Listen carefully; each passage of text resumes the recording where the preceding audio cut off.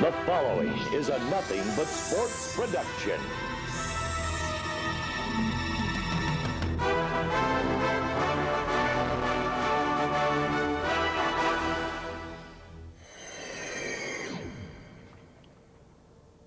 Hi everyone, I'm Bob Tallman, and it's Weatherford Kangaroo time here at Nothing But Sports. But first, NBSP and our sponsors would like to say congratulations to you, the players and coaches, participating in today's game. In the spirit of competition, we encourage you to play hard, play fair, and respect your opponent. You'll be cool if you do. And I want you to take care of your game tape. 30 years from now, it might be the most valuable video you own. Now, before the battle begins, let's take a look at the teams and the athletes and the coaches coming up in today's game. Today's game will be at Memorial Stadium in Stephenville for a non-district game between the visiting Weatherford Kangaroos and the home team Stephenville Yellow Jackets. The Weatherford Kangaroos come in with a preseason record of 1 win against 0 losses. Offensively last year, the Kangaroos averaged 256 yards rushing per game and 85 yards passing, while scoring an average of 25 points on the season. We'll see what the Roo offense can muster against the state's top-ranked defense going into the season. The Roos allowed an average of 183 rushing yards and 76 passing yards per game, while only giving up 22 points per game on the season.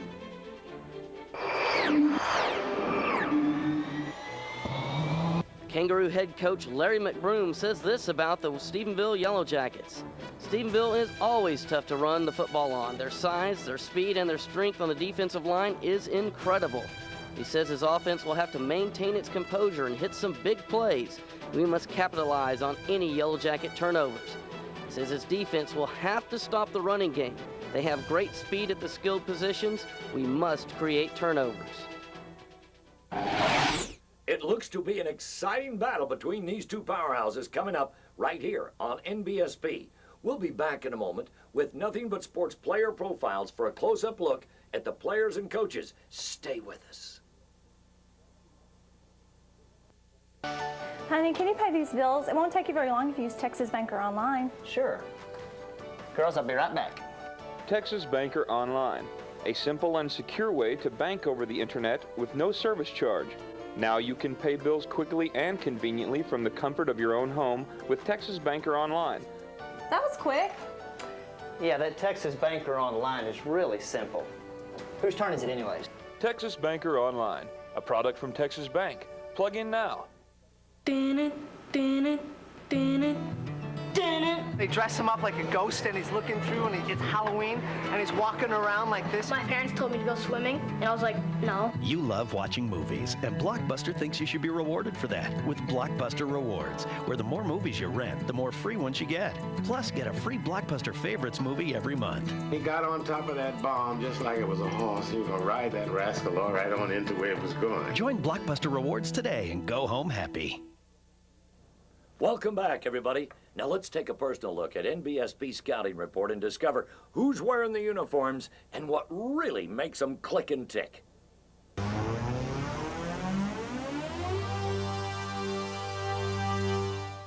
Let's take a look at Jose Antillion, 5'11", 255 pounds for the Weatherford Kangaroos. He attends St. Stephen's Catholic Church. His favorite academic subject is world history. Some of his hobbies and interests include building models, collecting cards, and watching TV. Jose Antillion has lived in Taos, New Mexico, La Cruz, Colorado, and now Weatherford. Some of his career goals are to go to college, although he hasn't thought about what he wants to do yet. That's Jose Antillion for the Weatherford Kangaroos.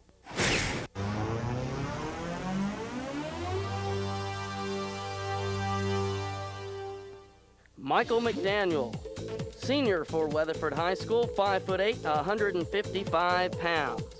Michael McDaniel's favorite subject in school is English.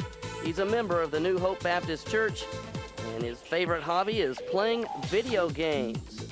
He asked him what some of his career goals are in the future.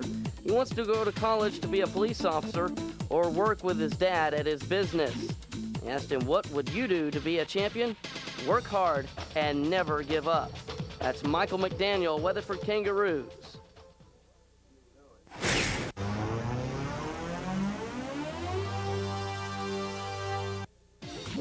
Now let's take a look at Andy Cope, 6'3", 170 pounds. His favorite academic subject in school is speech. He has a brother, Eric Cope, age 12, and a sister, Kathy Cope, age 14. Some of his hobbies and interests include being in a rock and roll band and the church youth group. Some of his career goals in the future are go as far as he can athletically, and then he'd like to be a psychologist. They asked him what he would do to be a champion. He said extra time in the weight room and on the field. That's Andy Cope, Weatherford Kangaroos.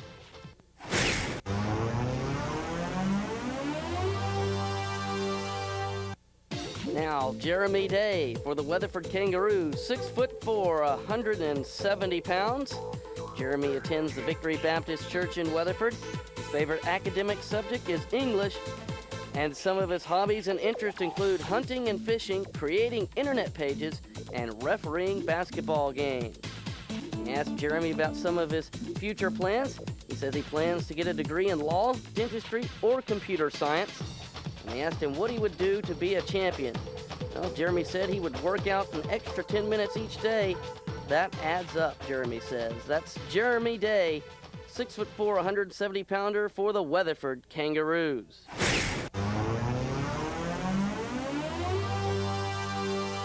Now let's take a look at number 85, tight end for Weatherford, Craig Boney. His parents are Ron and Catherine Boney, Weatherford, Texas. He's a member of the First Baptist Church.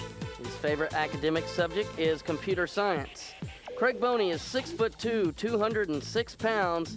Some of his hobbies and interests include sports, hunting, fishing, and playing the guitar. Craig Boney was born in San Diego, California, and some of his career future goals: attend Texas A&M on a football scholarship or walk-on. Future occupation is undecided, and they asked him what he would do to be a champion. He said he would lift for however long, anytime, anywhere, whatever it took, and he would give 100% all the time. That's Craig Boney, number 85, tight end.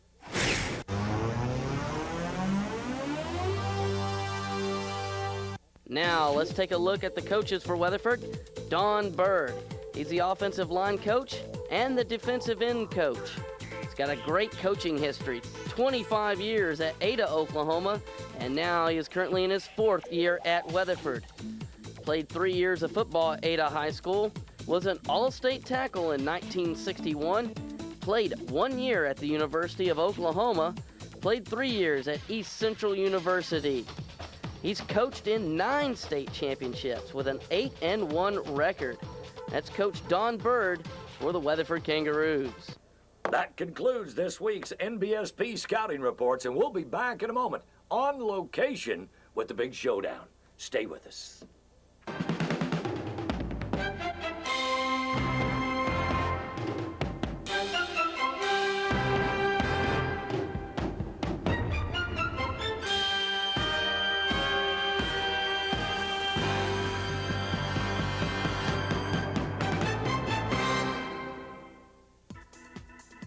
Today's game is being brought to you by Texas Bank. With us, it's personal. And by the New Car Dealers, backing the Roo Crew in '99. Stats fans, listen up. All statistical graphic displays for tonight's game are based on last season's totals. On the offensive line tonight for the Roos, you'll see Branch, Such, Ross, Antillian, Hash, Connell, Brown, Nunn, and Simmons. Weatherford backs and receivers include Bonney, Hudson, Pierce, Borland, Legale, and more. You'll also see Shanahan, Leslie, Cook, Holm, Clayton, and Coates.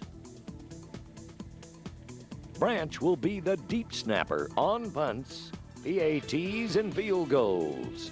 Phillips and McClure will be handling the place-kicking duties, and Garrett Hudson will be punting for the Roos. Defensively, for the Roos. Up front, you'll see Merritt, Safford, Tidwell, Such, Cope, and Day. The linebacking crew consists of Carlisle, Such, McClure, Marin, Stroud, and Hammerman. The secondary for the Roos will consist of Wilkie, Clay, Weaver, Borland. You'll also see Riddle, Weeks, and McDaniel in the defensive backfield. Weatherford coaching staff consists of head coach Larry McBroom, LeBan DeLay, Adam Rupert, Dwayne Ross, Don Bird, David Beninati, Lewis Whitson, Brent Whitson. The strength coach is Ty Comstock, and the athletic trainer is Corey Pack. Little Miss Muffet sat on her tuffet. Tuffet Muffet. She would have sat on anything, she was so wasted.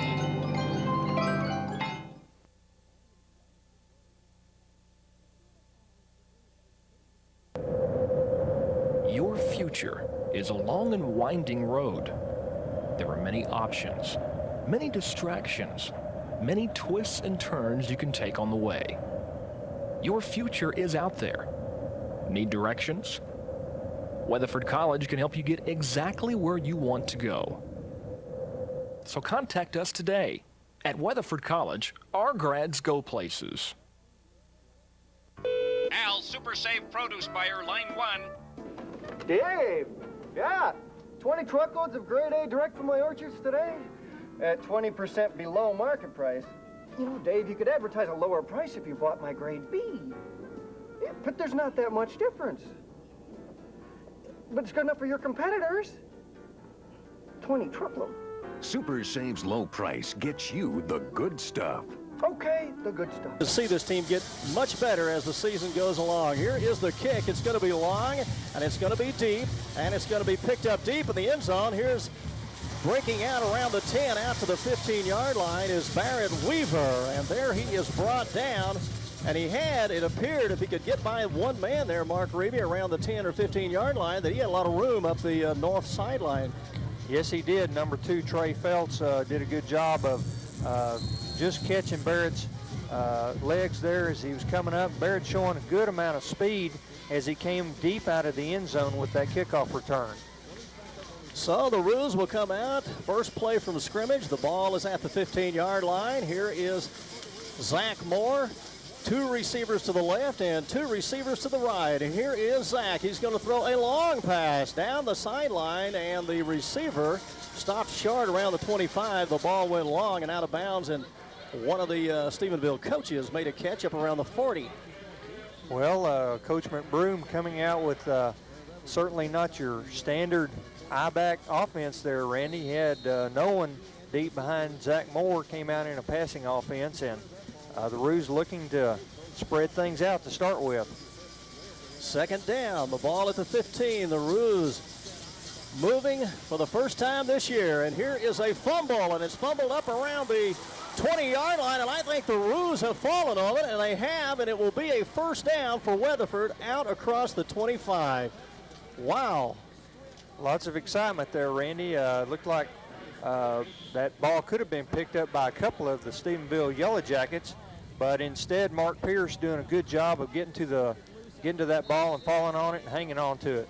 Yeah, Mark Pierce somehow was able to get right up through the middle of the field and fell on the fumble, and suddenly the Roos have a first down. The ball is at the 32, 1st and 10.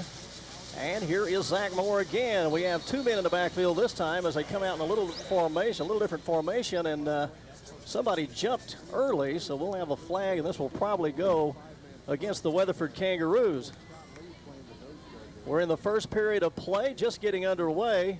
11:23 to go, and this will be illegal procedure, so they will back up Weatherford for a 5-yarder back to the 22-yard line. Mark Pierce in the backfield along with Garrett Hudson. And Randy, looked like just one of our tackles on the right-hand side of the line jumped quickly there, and little early season jitters there. These Roos are really anxious to hit somebody and came off the line a little too quick. 2nd down and 15. Here is a handoff in the backfield, a draw play, and that one was not going to get very far from the beginning because back there was Cal Gilson, the middle linebacker for Stephenville, and he was in the backfield quickly, and that will be a loss of a yard or two. We're going to have a 2nd down play at about 16 or 17 yards according to where they mark it. Randy, you know, Mark Pierce, our running back there, is strong enough to take on most any of these Stephenville Yellow Jackets, but when you get 2 of them on him at one time, that's pretty much of a disadvantage. 3rd down and 16. The ball is at the 21. Shotgun formation, quick pass out to the right side, and it's caught and up across the 25-yard line.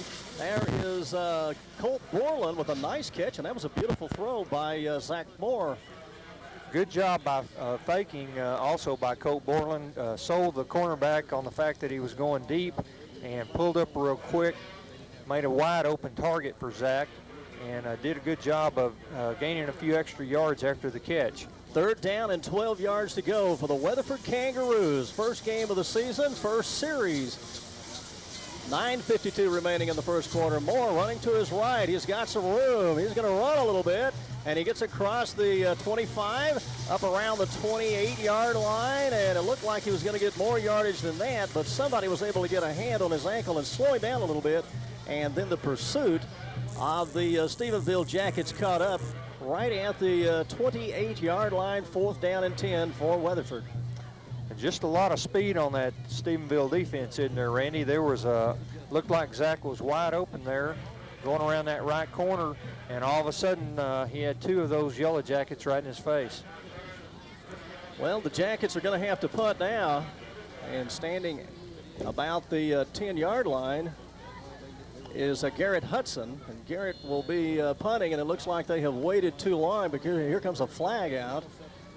Back for Stephenville is Trey Feltz, and also Kendall Briles back. Of course, Kendall Briles will be the quarterback for Stephenville this year, the son of Art Briles. We hope that you enjoyed the interviews we had with Art Briles and Larry McBroom earlier on KZ. And Art was expecting this to be a tough ball game. He has a lot of respect for Larry McBroom's program. Of course, the Kangaroos have been tough on Stephenville. Beat them a couple of years ago. Played them another tough game. And then last year, Stephenville jumped on the Roos pretty good. It was 49-21, but, you know, we saw Stephenville wipe out teams in the quarterfinals 42-0 and by some tremendous scores. They had an offense, if they got hot, they were almost impossible to stop. We'll see what they'll do with Kendall Briles at quarterback. We won't see the explosion that we saw last year, and we may see more of a running attack because Briles is a good runner, and we might see an option in their attack a little more than we've seen in the past. Here's a nice punt, beautiful punt. And that will go out of bounds around the 32-yard line. So that is where the Stephenville Jackets will begin their first series from scrimmage at their own 32. No score in the game, 8:42 to go in the first quarter. That was a great punt by Garrett Hudson. That ball had a good spiral on it, got up high and turned over, and just exactly what the Roos were looking for there. So now we'll get a look at the Roo defense, and we're expecting a defense for the Kangaroos, Mark, that's going to be quick and tough. It's not a real big defense, but it's a defense that can run to the ball, and we'll see them swarm. Kendall Briles at quarterback. Here's the first snap, and this is going to be to the left side, and it's going to be fumbled. Is it a pass, or is it? They're going to say that was a completed pass and a fumble, I suppose. So they're marking it up around the 33-yard line. And that was to number 10, Zach Hunter, who is their leading rusher. But just like Weatherford started out with a wide open offense, Stephenville, of course, they're known for doing that, Randy. They're very seldom going to set up in a standard offensive formation. 2nd down and 13 yards to go, and now we're going to have quads left with only Kendall Briles in the backfield, and here he goes. He's going to run, and he is going to break one tackle, but he is going to be met and down by number 50 for the Kangaroos, and that is Scott Sanford, and Sanford got over there very quickly. Kendall Briles made one good move, but then there was Sanford with a beautiful tackle, an open field tackle right at the 30-yard line, so 3rd down and 11 for Stephenville. And Randy, Coach McBroom today said one of the keys for the Roos is recognizing what the Stephenville Yellow Jackets are doing. Andy Cope, Tidwell, Scott Sanford, and Jason Such across the front. Here's a pass. This one is going to be caught and out of bounds up around the 45-yard line. Nice running pass by Kendall Briles, and a 1st down for the Jackets as they get up to, let's call it the 44. And so quickly we see the style of offense that the Jackets are going to use, and it's going to be a sprint out. And I don't know if there's an option included in that or not. We'll see as we go along. Quickly, no huddle here for Stephenville. 1st and 10 from their own 44. Briles is back there and going in motion. That is Jeremy Madkins. And here's a handoff. Here's little Zach Hunter. He's up across midfield, and he may have a 1st down as he crosses the Weatherford 45. Zach Hunter, very speedy senior. Had around 1,500 yards rushing for the Jackets last year on their way to the state championship. They were the division, or the 4A Division II champion. Grapevine, the 4A Division I champion. And now we have a short stoppage of play as both Briles and Zach Hunter look over toward Art Briles, and he's motioning a play in, and here we go. 1st and 10 for the Jackets, and here again is a quick handoff inside to Hunter, and he'll get another quick 10 yards right up the middle, 40, 35. And that is just a little quick handoff right there as Briles is back about 5 yards off the line of scrimmage. Hunter is standing right next to him, and he just hands him the ball and goes right upfield. Yeah, it looks like Stephenville kind of loosened the Roos up with those first 3 pass plays, Randy, and then they've gone to the ground immediately after that. So Todd Stroud doing a good job of making the stop there, and Garrett Hudson coming up, putting the finishing touches on that tackle. 1st and 10 now for the Jackets. Back is Briles. He's looking for a receiver. Throws it over the middle. He's got one, and he's tripped up around the 5-yard line. And catching that at the 10 is Keith Coates. Keith Coates coming from the right side, cut right over the middle of the field. And just a saving tackle there, and I believe it was by Cashin Carlisle. Well, I think it was 35, Garrett Hudson there. Just caught him with the arm right before he went in the end zone. It looks like they're down to what, about the 4-yard line now, Randy, 5? 30-yard pass play. They're at the 5, so 1st and 10 now for Stephenville. And out they come this time. They're in a straight T formation with everybody tight. Here's Briles. He's going to run to his right. Now he pitches the ball out, and it's fumbled back to the 5. And quickly landing on top are Garrett Hudson and also Darrell Clay, who was in over there. And they really handled that option well, Mark. Yes, they did. They made Briles pitch that ball, and wasn't the best. I'm sure Coach will want to talk to him about that. It wasn't the best pitch, and got a fumble. The Roos, if we'd had a chance to fall on that, sure would have turned this drive around. So 2nd down and goal from the 5. Art Briles, there is Zach Hunter. Here's a pitch out to Hunter. He's running to his left, and he gets into the corner. Yes, that will be a touchdown for the Stephenville Yellow Jackets, and they'll jump out on top, 6-0. And that was a straight sweep. There was no doubt about that one. They just had student body left, and off Zach Hunter went. He was being chased heavily by Carlisle. Carlisle, it looked like for a moment, might be able to dive and clip him, but just could not catch him from behind. Zach Hunter, very speedy, so here is the extra point attempt. And they will bring in Eben Nelson.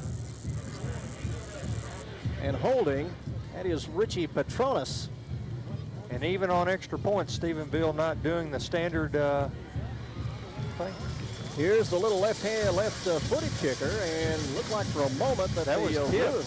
Yeah, may have got a hand on that, but it does go through. 7-0, Stephenville over Weatherford. We'll be right back in a minute. Honey, can you pay these bills? It won't take you very long if you use Texas Bank or online. Sure. Girls, I'll be right back.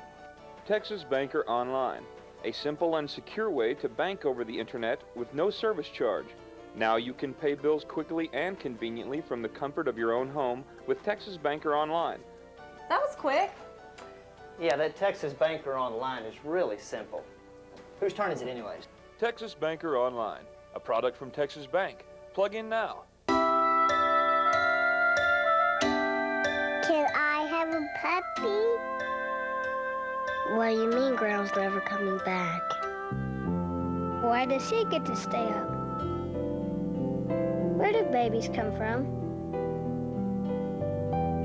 Did you smoke marijuana when you were my age? The older they get, the more complicated the questions. Here's how to answer.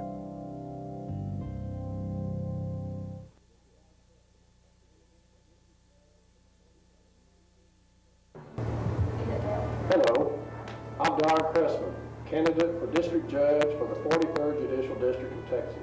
I'm here today to ask you to do two things. First, I want you to support the Weatherford Kangaroos.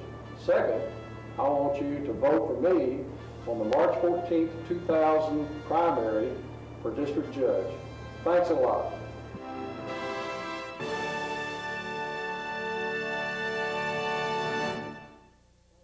And here's a liner, and this one is going to go back in a liner, and this one is going to go back into the end zone, and it's going to be touched down right there. So the ball will come out to the 20. Taking that one was Barrett Weaver. Line drive kick, and I'll tell you what, Petronas can get a hold of it. Yeah, that was just kind of a knuckleball there, real hard to handle, Randy, and Barrett doing a smart job of once it slipped through his hands, he just downed it, and the Roos will start off at the 20. So 1st and 10 now with 4:49 to go. The Kangaroos from their own 20-yard line. And let's see what they come out with now. And we'll see Pierce in the backfield. Here's Zach Moore. Receivers left and right, one each. Here's a nice pitch out back to Pierce, and Pierce shows his speed and power as he cuts across the 20 up to the 25. Nice run by Mark Pierce. And Mark's kind of fired up out there. He's ready to get that ball a few times and gain some yards for the Roos. Real good run there by the Roos. So 2nd down and 5, and as everyone knows, this defense is going to be something for Stephenville this year that is going to get a lot of accolades because they've got 10 guys out there that have started at some time or another during the last 2 years. 7 of them were full-time starters. 2nd and 5. Shotgun formation, right side, nice pass, caught again by Pierce, and he's breaking tackles across the 30, and he may have a 1st down. And Mark was known for that kind of fiery running last year, Randy. He did a real good job as a sophomore. He's a big, strong young man and really fights for those extra yards, and those make a difference when you need to move the sticks. Well, they're going to say that he was out right at the 30, so is that a 1st down? Yes, it is a 1st down. So that is the 2nd 1st down for the Kangaroos with 4:02 to go in the 1st period. Stephenville is leading 7-0, and the Roos moving from their own 30-yard line now. And that was a pretty good pass out there by Zach Moore. Of course, Zach's kind of known for his speed, but he put some zip on that ball out there to Pierce. So Cash and Carlisle comes to the left side. This one's going to go back. Here we nice go. Move by Moore. Breaking tackle across the 35. Yeah, 40. there's a flag. And now at the 45-yard line, and I thought somebody got him by the face mask, and that might be a 15-yarder. Let's see. Yeah, there wasn't any question about the face mask. That just about turned Zach Moore around. Well, Moore took the snap. He was in the shotgun formation, and he went right straight off his left guard. Got a good block out there, and I believe that was Jose Antillon and Joe Hash over there on the left side. Doing a good job of blowing that out. First and 10. They're going to give him a 5-yard penalty. The ball is right at midfield. Here's the snap. Nice move by Mark Pierce across the midfield stripe, down to the 45, spinning. And he looks tough. And Randy, last week against Keller, the Roos came out a little bit flat in their first couple of series, but as the game went on, they just seemed to get better and better and better, and hopefully we'll see that same thing tonight. That's one of the things Coach McBroom was commenting on this morning, was the youth of this squad and how he anticipates they're just going to continue to get better each week. Looking good right now. Ball on the 45, second down and about 4. Here is Moore, finds a receiver. Good that is catch. caught. Good catch. Caught on the sideline. Number 17 there, Chad Lagali. It was Chad Lagali, and I think you heard Mr. Don Lagali clapping his hands over here on the left side, and that was beautifully done. And you know, that was a picture-perfect sideline catch. He had his feet right on the sideline and fell out just as the ball got there. First and 10 from the 32.5 of Stephenville, and a nice-looking drive here for the Weatherford Kangaroos. Randy, that was just like you draw it up on the chalkboard, wasn't it? Certainly was, and a nice throw. I'll tell you, if Zach Moore continues to throw like this, it's going to be a very exciting season for the Weatherford Kangaroos. Here's one that is picked up by Moore. There he goes. 25. He's look out, look out. At the 10, and finally he is down at the 10-yard line. How about that? I'll tell you what, that's the most yardage I've seen out of a fumble in a long time. Well, he took the snap, it dropped right down to the turf, picked it up, shot right through a hole on his left guard side, and showing some speed and quickness and maneuverability there, and all of a sudden, first, and I believe they can get a first down. The ball is just outside the 10-yard line of Stephenville. Kangaroos trailing 7-0. 2:20 to go in the first quarter. My, what a drive. Zach Moore now. He is under and ready to go. Gives it to his Look man at that. Pierce. That's it. That's it. Folks, that's a touchdown. Right straight up the middle. And I think that was the left guard and tackle that made clearing blocks there, and also the center for the Kangaroos. My goodness, they just took it and drove it right down the state champion's throat. 7-6. Randy, that's what you call smash mouth football right there. I mean, they just went right at the teeth of that Stephenville defense, and the Roos just dominated them that drive. There's no other way to describe that. They just dominated them. Well, they can tie it up right here with the extra point. Number 5, Colt Borland's the holder. And at number 89, that's Jeremy McClure. And Jeremy McClure sends it through, but I believe we're going to have something called. There's a flag on the right side there as the head linesman called that. He's talking to the field judge and the referee right now. And they're going to say Looks that like was that's on Stephenville. It's against Stephenville, illegal procedure. No, they're calling it against Weatherford now. Weatherford team has already run off the field. They believe that the kick was good, and I think the ref made a mistake there. Well, no, they're going to come back, and they are going to step it off, so we'll have to see McClure come back and do it again. Well, you know, Randy, Jeremy is a strong soccer player for the Roos, and just an exceptional soccer player. So kicking those extra points and field goals will probably be a natural thing for him this year. Well, a good job by Michael Ross, the center, on that drive. Also, Antion and Joe Hash. Jason Such is in there, and also Jermaine Leslie, the sophomore, across the front, and they dominated what may be the best defense in a long time for Stephenville. That one is up, and it is good. It's all tied up 7-7. We'll be right back. Little Jack Horner sat in the corner. Sure, smoke that much pot, and you'd be paranoid too.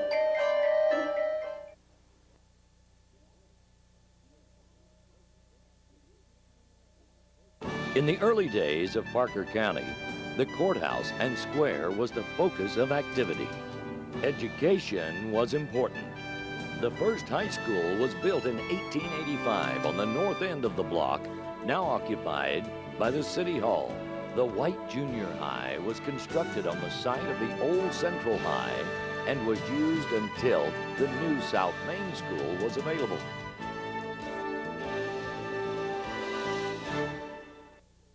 We are named Weatherford National Bank because we are Weatherford. From the rodeo to the Peach Festival to Christmas on the Square and everything in between, you'll find us there sharing in the rich heritage of Weatherford and Parker County. Come by any of our 5 offices located throughout Weatherford and Aledo. You'll find free checking with overdraft protection, full-service mortgage department, extended lobby hours, and even Saturday banking, all the services that our customers have come to expect. Weatherford National Bank, member FDIC, an equal housing lender.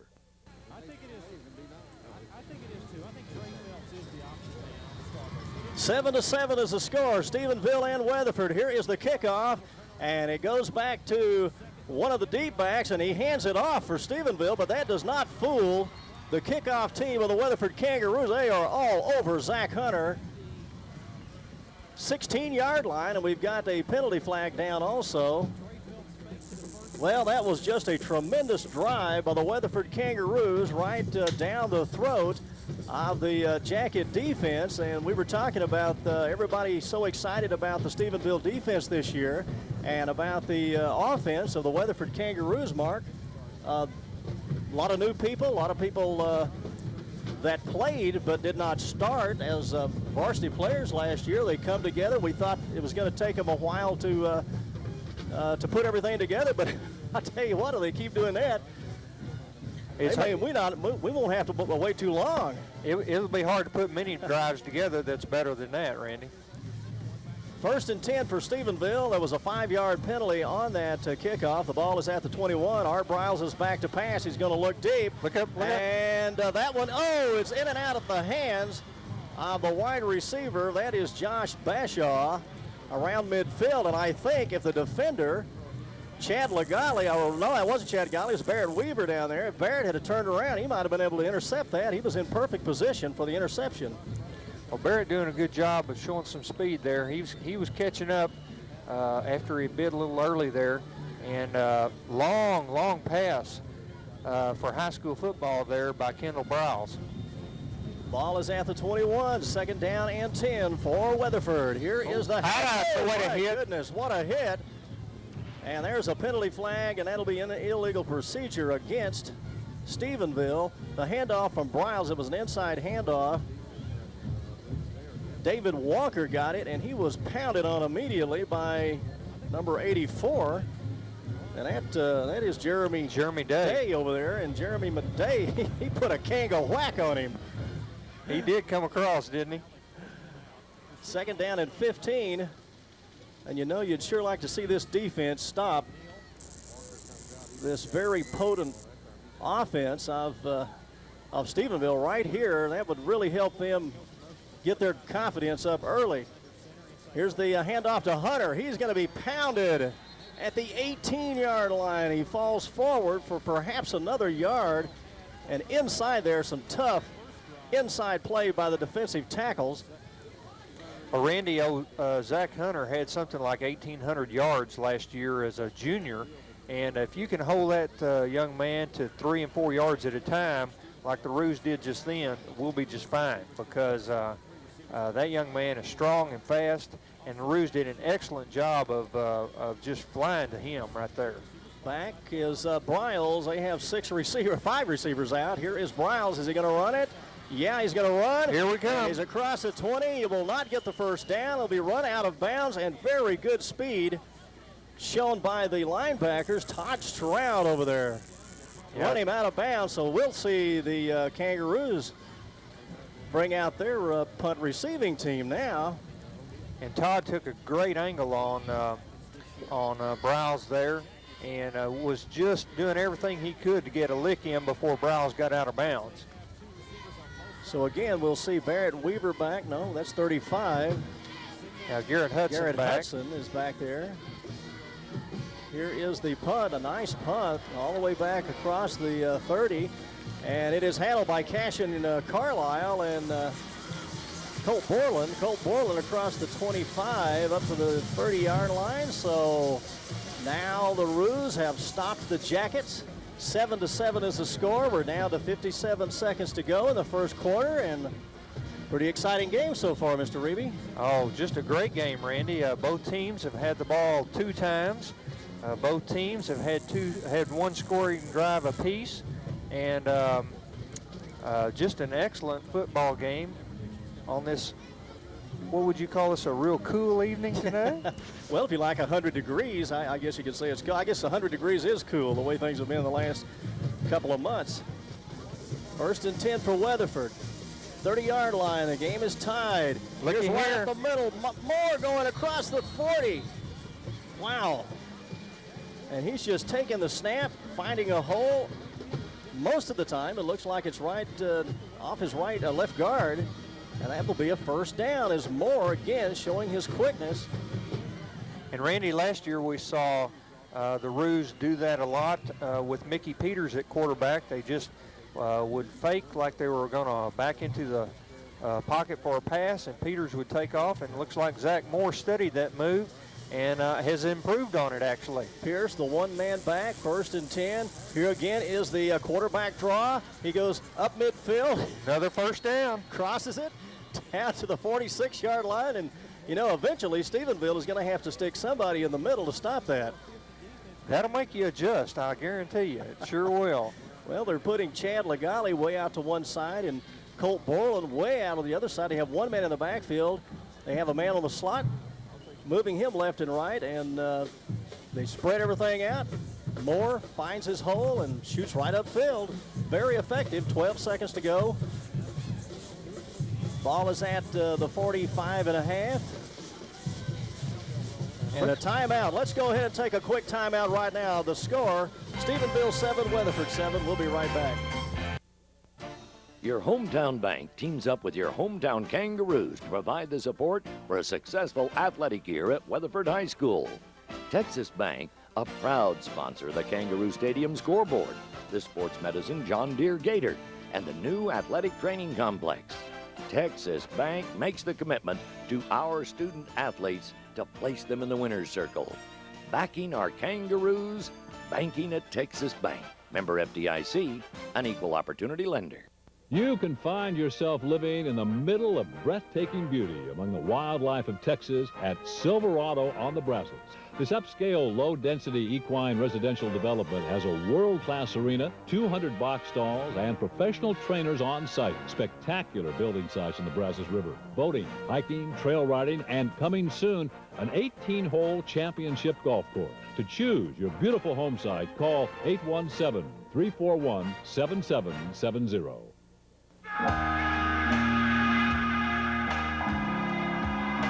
It's always someone else's kid who smokes marijuana.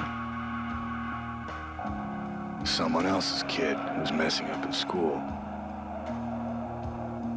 Someone else's kid who's having trouble at home. But what happens when someone else's kid meets your kid? Talk to your kids about marijuana before someone else does.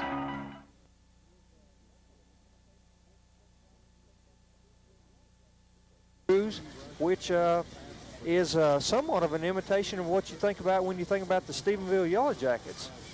Well, 1st and 10 for Weatherford now. They're at the Stephenville 45-yard line. Here's a pitch back. Nice blocking. Pierce across 40, 35, 30. Down to the 27-yard line. Oh, another great run by Mark Pierce. And what blocking on the right side of the line. Oh, Garrett Hudson came around. He's the fullback for the Roos in that set. Garrett Hudson came around and just buried one of the Stephenville Yellow Jackets there, enabled Pierce to make that corner. And once Pierce made that corner, I mean, he turned the jets on, didn't he? Nice cut.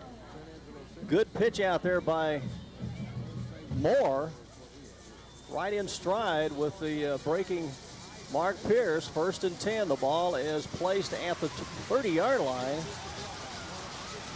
And here's another one. Oh, fumbled, and I believe we may have a Stephenville recovery, do we? Looks like it got away from Moore and Pierce on the exchange. Yes, it was a fumble. It will go over, but again, a nice long drive by the Kangaroos. And folks, they look like they mean business out there. Oh, no question about it, Randy. The Roos came to play tonight.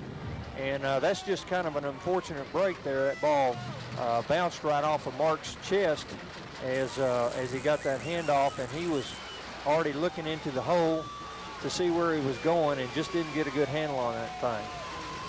So a turnover, and that is one thing you do not want to do against the state champions.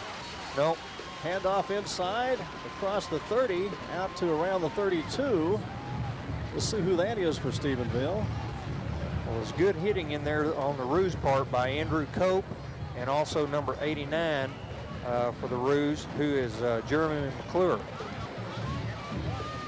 For the Jackets, as he crossed the 30-yard line, we'll have a second down at about 5.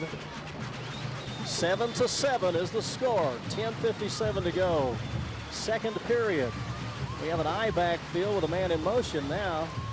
Wing to the right side. Here is Hunter with the ball across the 35, and he's going to be hogtied and pushed out of bounds. Good hit by Colt Borland.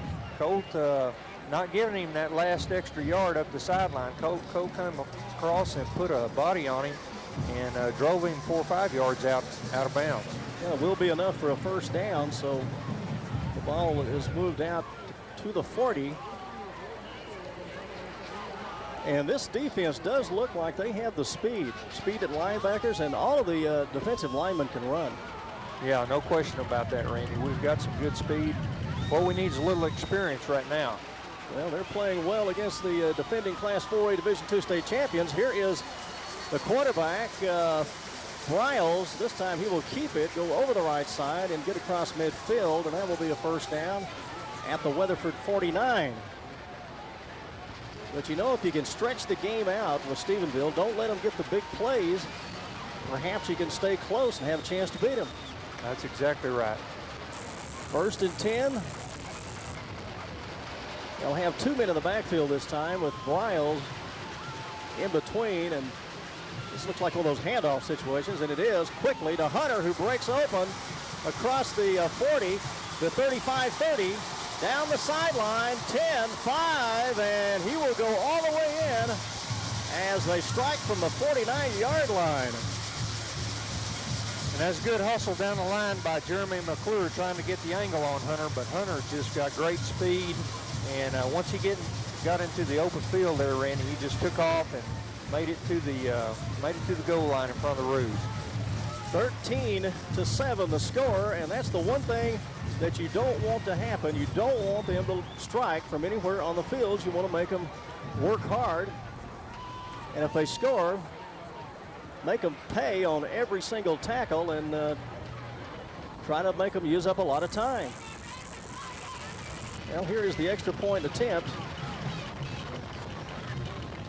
It is up, and that is good as even Nelson runs it through. So 14-7, the Jackets.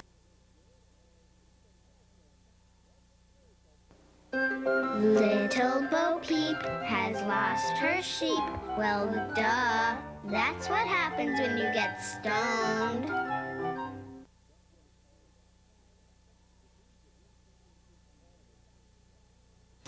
Teamwork. That's what it's all about in football. The teams that win championships always work together. It's the same in banking. The folks at First National Bank of Weatherford work together as a team to provide the best service possible. We're the best bank in town because of teamwork. We treat all our customers as a VIP because to us, everyone is important. Come by today and see what teamwork can do for you at the First National Bank of Weatherford. Member FDIC and an equal housing lender. Here at Green's Florist, we strive to please our customers. Come by and see our large selection of silks, plants, cut flowers, balloons, and novelty items. Established in 1957, we're the oldest family-owned florist in Weatherford, having over 55 years of combined experience with a friendly and knowledgeable staff. We're located at 701 North Main. Give us a call at 594-2733, and we send flowers worldwide. Trailing right now, the Jackets of Stephenville. Stephenville tries a punch kick on the kickoff. And up there is Michael Branch around the 39-yard line. He fumbles it, but then falls on it. So 1st and 10 now for Weatherford. Punch kick on the kickoff. And up there is Michael Branch around the 39-yard line. He fumbles it, but then falls on it. So 1st and 10 now for Weatherford. Here is a pitch out. It goes out to the left side. And that's going to be stormed under. That one did not look too good from the beginning. And that will be a loss as the defense of the Stephenville Yellow Jackets gets over on the right side quickly. 4-yard loss. Pitch out went to Andrew Shanahan that time, and Andrew just didn't have a chance, Randy. He had a couple of Yellow Jackets staring him in the face just about the time he caught the ball. So the Roos got a little 3-yard loss there. It's time to pick it up and get the offense back in gear. We'll see Josh Hume coming in now, and here is the handoff directly to Pearson. He breaks a tackle, but just cannot get away from the linebacker there for the Jackets. And that is number 44, Scott Lee, that came in and made that play. 3rd down for Weatherford, 9:14 to go, and a huge crowd here. Nice crowd for the Kangaroos over on the south side. Lots of folks drove down from Weatherford, and we've got a pretty good wind, looks like out of the south right now, Randy. And it is behind Weatherford right now. 2 receivers to the right side, 1 to the left. Pierce in the backfield. Here goes Moore. Nice moves across the 35 up to the 40, and finally a tackle made out there again by number 90 for Stephenville, and number 90 is Gordon Carroll, and Gordon Carroll is a young man that was out much of last year. They have a very tall defense. A lot of guys out there that are 6'5", 6'6". Gilson is very tall. And it seems like the taller they are, the heavier they are, Randy. They've got the poundage to go with it. Is that what you're saying? Gordon shows to only be 225. Weatherford will punt on 4th down. Here it is. Nice punt. Beautiful by Hudson. And it hits off of Bryles, but the Roos not down there quickly enough to get on it. It bounced right off the chest of Bryles. And so 1st and 10, a nice long punt for Weatherford. They have them backed up at the 18-yard line with 8:05 to go in the 2nd quarter. So let's see if the Roo defense can rise up now and stop this very potent multiple attack that we see from Stephenville. I think they averaged well over 40 points a game last year, and you would just see them explode against teams. Well, Randy, that shows you when things are going your way, they're going your way. Mark Pierce has the ball bounce off his chest, and Stephenville recovers, and Bryles recovers his own fumble after it bounces off his chest. Well, the first play for the Jackets will go across the 20, a gain of about 2 or 3 yards. David Walker. Good job by Jared Tidwell there in on the tackle. Well, you have to be impressed with the way this defense is moving to the ball, but they can't let Zach Hunter break tackles like he did last time. They've got to keep Stephenville from hitting the big play. 2nd down and 7. We're going to see trips to the right. 25 up around the 30 before he's run out of bounds. What they like to do, and what I saw them do against Pampa all evening long, 25 up around the 30 before he's run out of bounds. What they like to do, and what I saw them do against Pampa all evening long, is they would send trips to one side and isolate a receiver on the other side. They would throw it to the receiver that was isolated on the other side about 80% of the time. Very effective. Of course, that other receiver was usually Cody Cardwell, and he had a tendency to get open. 7:18 to go in the 2nd period.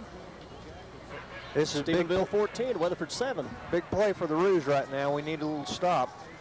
Can stop them deep and get a chance to get good field position. Here is Bryles running to his left. Got it, baby. Got it, baby.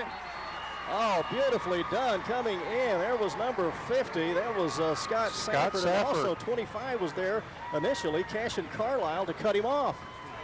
Well, the Roos showing a little speed of their own there, Randy. Stephenville sprinting out there to their left, and the Roos reading that very well and taking advantage of those gaps and stopped them when they needed to. Well, a 4-3 defense is what they have been running, and it's a defense that appears to be able to move the ball real well. Here is the punt. This one's going to be a little shorter. They're not going to make an attempt to field it. Yes, they are. It will be fielded, and then going backwards with it is Garrett Hudson. And he would have probably been better off just to let that one roll dead, but Garrett thought he saw a hole. Well, Garrett's a good athlete. good athlete, got a lot of speed, and like you said, he just saw a chance there and decided to take it. And next time probably won't want to take that pop again. That was a pretty hard hit he had to absorb there. So 1st and 10 now for Weatherford from their own 45-yard line. They have looked very good so far here in the first half. They trail by 7, 6:33.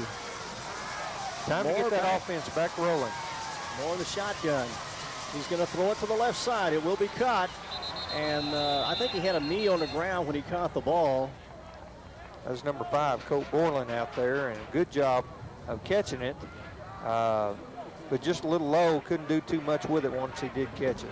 Well, Colt faked downfield and came back to the line of scrimmage, and the ball was just a tad short, but you have to be impressed with the way Zach Moore's throwing the ball. That's a long pass over there toward the sideline. Yeah, it was pretty much on the line, too.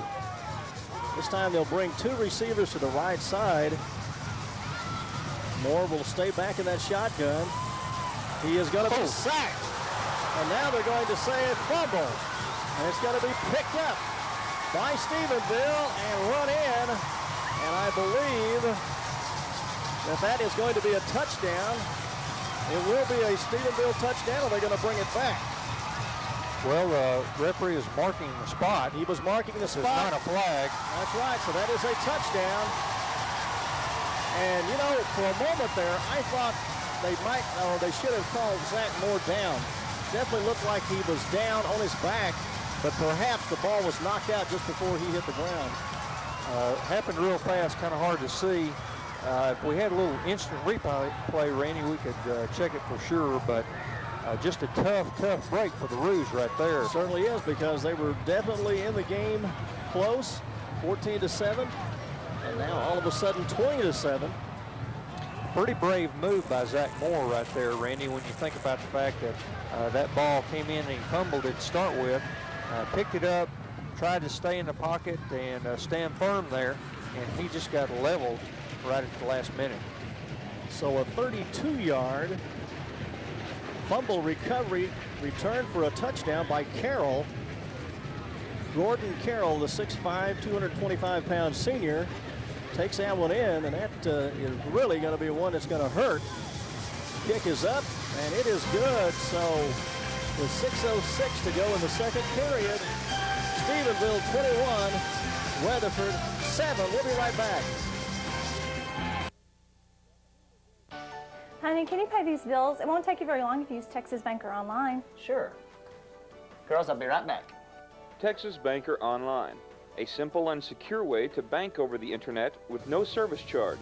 Now you can pay bills quickly and conveniently from the comfort of your own home with Texas Banker Online. That was quick. Yeah, that Texas Banker Online is really simple. Whose turn is it anyways? Texas Banker Online, a product from Texas Bank. Plug in now. Those who dive lightly into the market today soon discover that when opportunities swim side by side with peril, it is easy to lose all sense of direction. The riskier the investment environment, the more you need the fixed income strategies of Cummer Moyers Capital Advisors. Is your investment advisor recommending Cummer Moyers for $19.99? Cummer Moyers, managing money, earning trust. Pizza place, this is Egan. May I help you?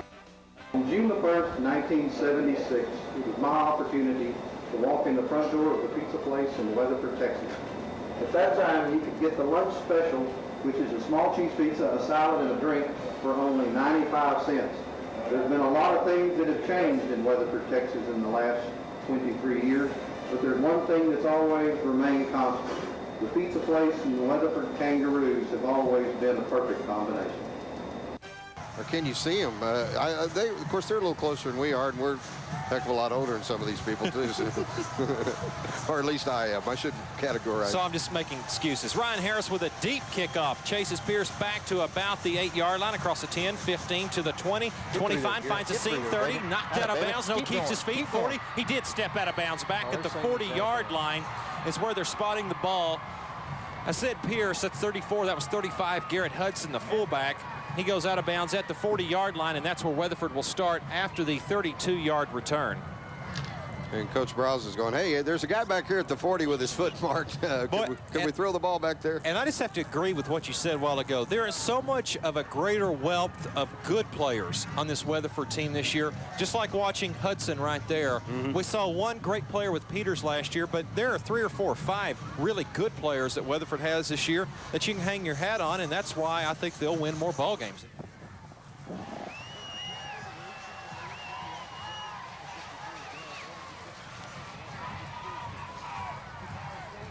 Should we just start?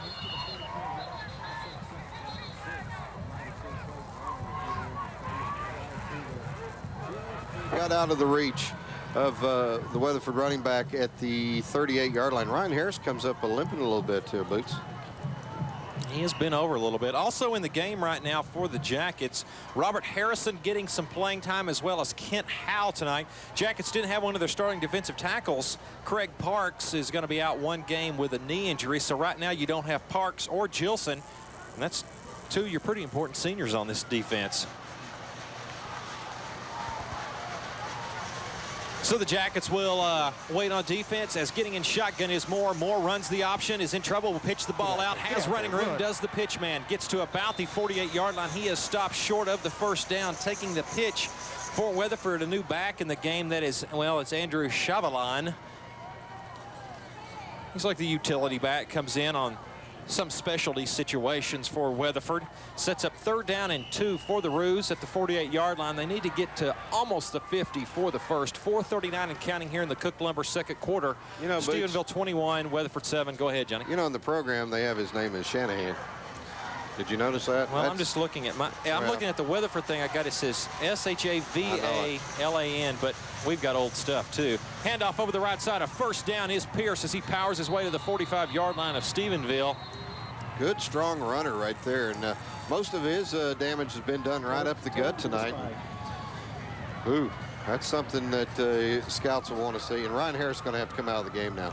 Boy, he is in some pain. You're right. Andrew Shanahan is what they have in the current roster that we're looking at. All right, that's a lot easier name to say. We're back to Weatherford Kangaroo football. We're sorry about the delay. We had some difficulties talking with our people back at the station, but the Kangaroos have the ball at the 45-yard line of Stephenville. A very nice kickoff return by Garrett Hudson. Got it out around the 40. And Stephenville has held them down on the first down play. Here's a first down run by Hunter that will not go as he circles around in his backfield and is stopped at the 50-yard line. He had a nice run a moment ago by Mark Pierce in the first series after the kickoff return by Garrett Hudson. Randy, we had a good option play in that series also where Moore pitched out to Andrew Shanahan, and Andrew picked up 5 or 6 yards on that run around the left end also. So 2nd down and 15. Moore back. He's going to go up the middle with it. Now he's going to cut it outside, and now he's going to lose the football, but he does manage to fall on it as he crosses midfield. That was dangerous looking. 3rd down play now, about 14 yards to go for Weatherford. 3:08 to go in the second period. The Kangaroos hanging in there. It's 21-7. And had we not had the fumble return for a touchdown, this would be a very tight contest right now. Yeah, Randy, and the Roos just need to move that ball on down the field steadily, eat up some clock, and get us a score where we can get back in the ball game. 2:46 remaining. Here is Moore again in the shotgun. 2 receivers to the right side. He's going to go back. He's going to throw a long one. And looks like Pierce thought he was held down there. And we've got a flag here. Long pass. There was no one near the ball around the 15-yard line is where it fell near the left hash mark. But Pierce was cutting in from around the 30 on the north side of the field, and it looked like he thought he was held. So he had his arms up in the air saying, what does it take? There is a flag, and they're going to call an illegal receiver. And that will be declined by Stephenville. And I didn't see the illegal receiver down there, Mark. Did you? No, I didn't pick up the number either, but should have Garrett Hudson in to punt again, and Garrett's done a good job of punting so far. Had some high kicks that have been good spirals turned over, and the last one Browse actually fumbled. So see what happens here. Here's the snap. Here is the kick. Another good one. It'll go back to around the 8-yard line. It is picked up there by Stephenville.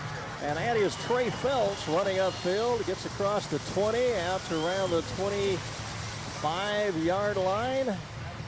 So with 2:25 to go, the Jackets will start again with a 2-touchdown lead. Randy, the Roos have just been sending all kinds of folks on the field here. I'm sure Coach McBroom's getting a lot of experience in, but for example, right now at linebacker, we've got Mauricio Marin, and several of the players have just been in and out, in and out. Got number 24 in right now. 1st and 10 for Briles. He'll be back in the shotgun. Shoots one to the left side. That's complete across the 35 up to the 40-yard line. Quick pass over to make the tackle for Weatherford. And that is Jeremy McClure. And also Colt Borland was there quickly, but not quick enough. Let's see what they call here. They're going to bring this one back, perhaps. 2:18 to go in the second quarter of play now. Randy, the most positive thing the Roos could do right now is get a little stop and hold Stephenville and go into the locker room no more than 2 touchdowns down. And I'm sure Stephenville's thinking about trying to put a nail in our coffin. They'd like to score again before half. So important that the Roos keep the Yellow Jackets under control right now. And again, we see the spread formation for Stephenville. They're going to put Zach Hunter on the right wing, and they're going to give it to Hunter inside. He's going to break a tackle again. Very quick and deceptive is Zach Hunter across the 25 to the 30. Nice tackle, though, open field tackle. This one made again by 89 Jeremy McClure, who has been in on a number of tackles already. We're down to 1:55 and the clock is running. We've got Cash and Carlisle coming in the game right now. And well, you know for a fact that Stephenville is going to start throwing the ball at any second because they feel like they can score no matter how much time is left. Here's Briles. He's going back. He's going for a long one. Cannot connect. Down around the 40-yard line. Josh Bashaw was there. And we had Garrett Hudson right on his heels there, Randy. Garrett has played a bunch in this game, both offensively and defensively, and he's bound to be getting a little tired out there as we get close to the end of the first half. Colt Borland has been on the field both ways quite a bit for the Kangaroos, as we have a 3rd down play now. And again, we'll see Kendall Briles looking over at his dad, who is the offensive coordinator too. He's a head coach, but he's also the offensive coordinator. Here's a keeper by Briles around the right side that breaks open across the 40. And he'll move out to the 49-yard line, as that time he faked inside to Hunter. Good long run, but looked like Colt Borland in pursuit there. Kind of got hurt a little bit. He's out here trying to walk it off. Stephenville very dangerous in a situation like this. 1st and 10. Here is Briles. Won't get much this time. Good job by the Roos. Well, he faked a pass in the flat and then took off up the middle, but there were the Roos waiting on him. Sure looked like that was intentional, Randy. It looked like all he was wanting to do was to freeze those linebackers a little bit, make them think that he was throwing that out in the flat, and then he took off up the middle, and Roos did a good job of stopping him. 2nd down and 9. That was Sanford in on the tackle.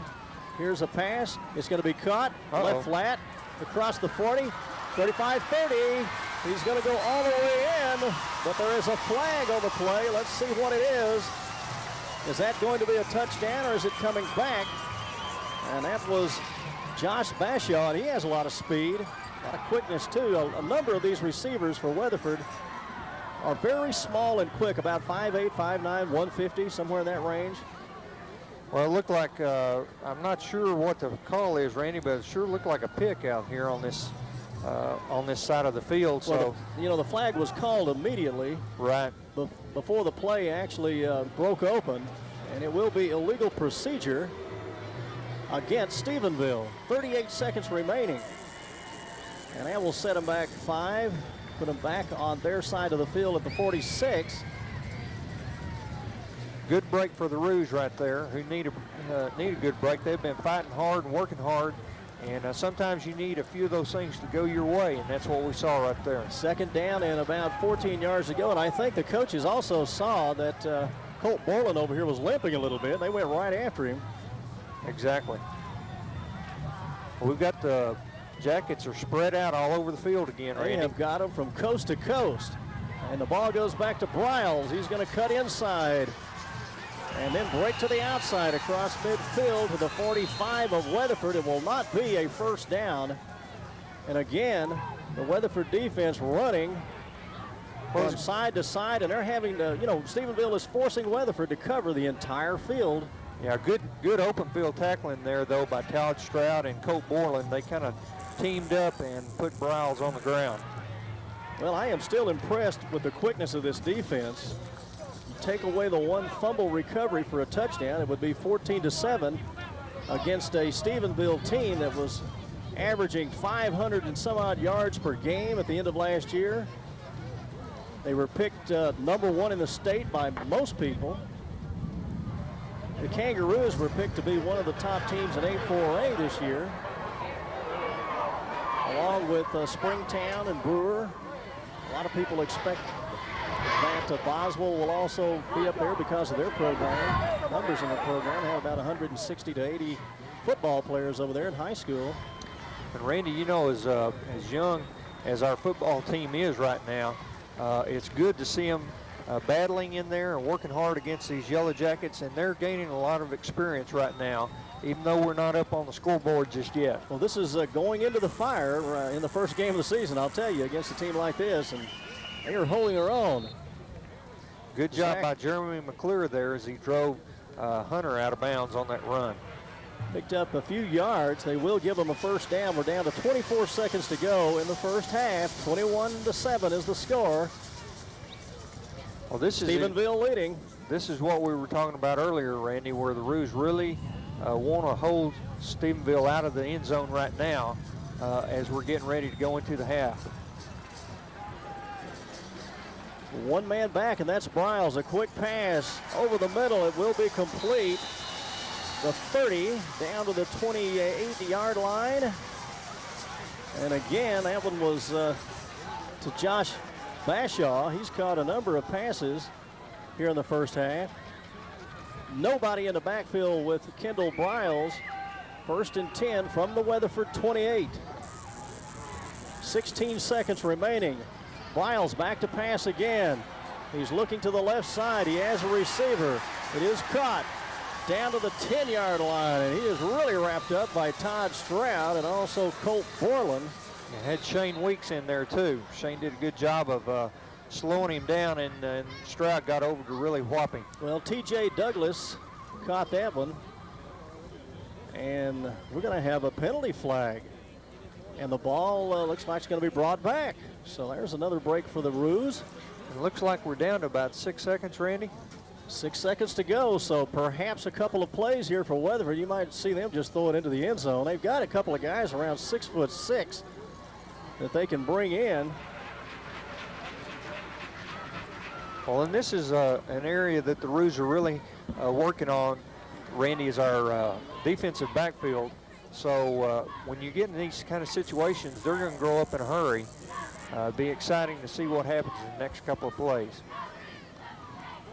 Well, T.J. Douglas is 6'5", and then they have another fellow that played tight end last year, Toby O'Neill, that's 6'4".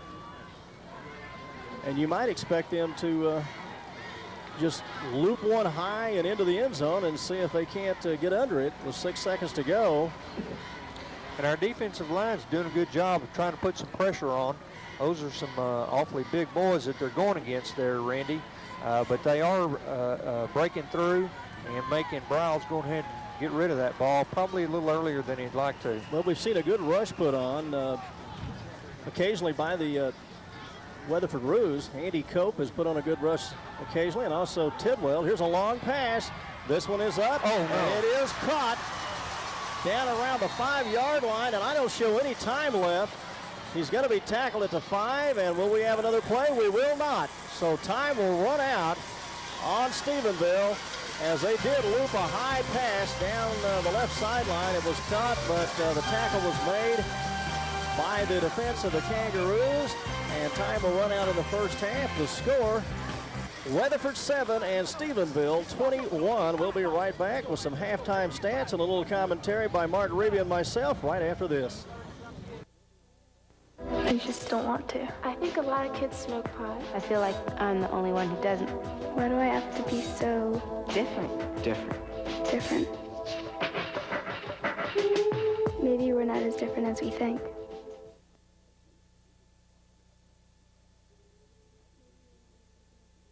First National Bank of Weatherford is excited about the 1999 Weatherford High School season. Since 1880, the First National Bank of Weatherford has provided friendly and reliable service to the folks in Weatherford and surrounding area. We wish all of the players, cheerleaders, band members, and fans success in all they do in 1999. Come by and visit with your personal banker at First National Bank of Weatherford, member FDIC and equal housing lender. In the early 1900s through the 1950s, Weatherford was known as the watermelon capital of the world. Farmers brought wagon loads of large melons to sell to visitors passing through the square. The watermelon that most people remember being in Weatherford was this one on the south side of the square, constructed for a parade around the courthouse. Weatherford was the watermelon capital of the world. The Weatherford side over there, guys, that side is pretty well filled up too, and a lot of people coming up from Parker County to watch the Kangaroos tonight. Good crowd over on that side. They're here to support their team, and they've kind of packed into the middle so that they can enjoy that experience. I see them rattling their noisemakers too. A lot of plastic bottles full of rocks and money and coins and pennies and nickels and dimes. So they're ready to go, and we're about set for the kickoff. Well, Jeremy McClure is ready also. The ball is teed up at the 40-yard line, and here we go with the second half of action. And it's going to be long and deep and received at around the 5-yard line, and breaking open around the 25-30-yard line is number 20 for Stephenville, Keith Coates. And Keith Coates has a nice return out to the 32-yard line. So that's where the Jackets will start out here in the second half. Tackle by Todd Stroud. Jeremy McClure again in on that tackle. They ran that kind of fake handoff. They've got a man with his back to the kickoff team, and they make like they're going to hand the ball off to him and then see where it goes after that. A little deceptive for the kickoff team to pick him up, and he gets up to the 32-yard line. So 1st and 10 as we start out the second half. They have Hunter on the right side, and in motion goes the man, and now the pass is in the flat to Hunter, and Zach Hunter crosses the 30 and is run out of bounds right there by Barrett Weaver. They're going to say the 33-yard line, and a pickup of about 10 yards on the play. Well, there's a lot of fast motion on that offense there. That was number 10 coming over, and a short pass there. He was uncovered. The defense hadn't closed the gap on him yet. So he gained 10 yards. He's up at the 43-yard line. We see Mauricio Marin now in as one of the linebackers.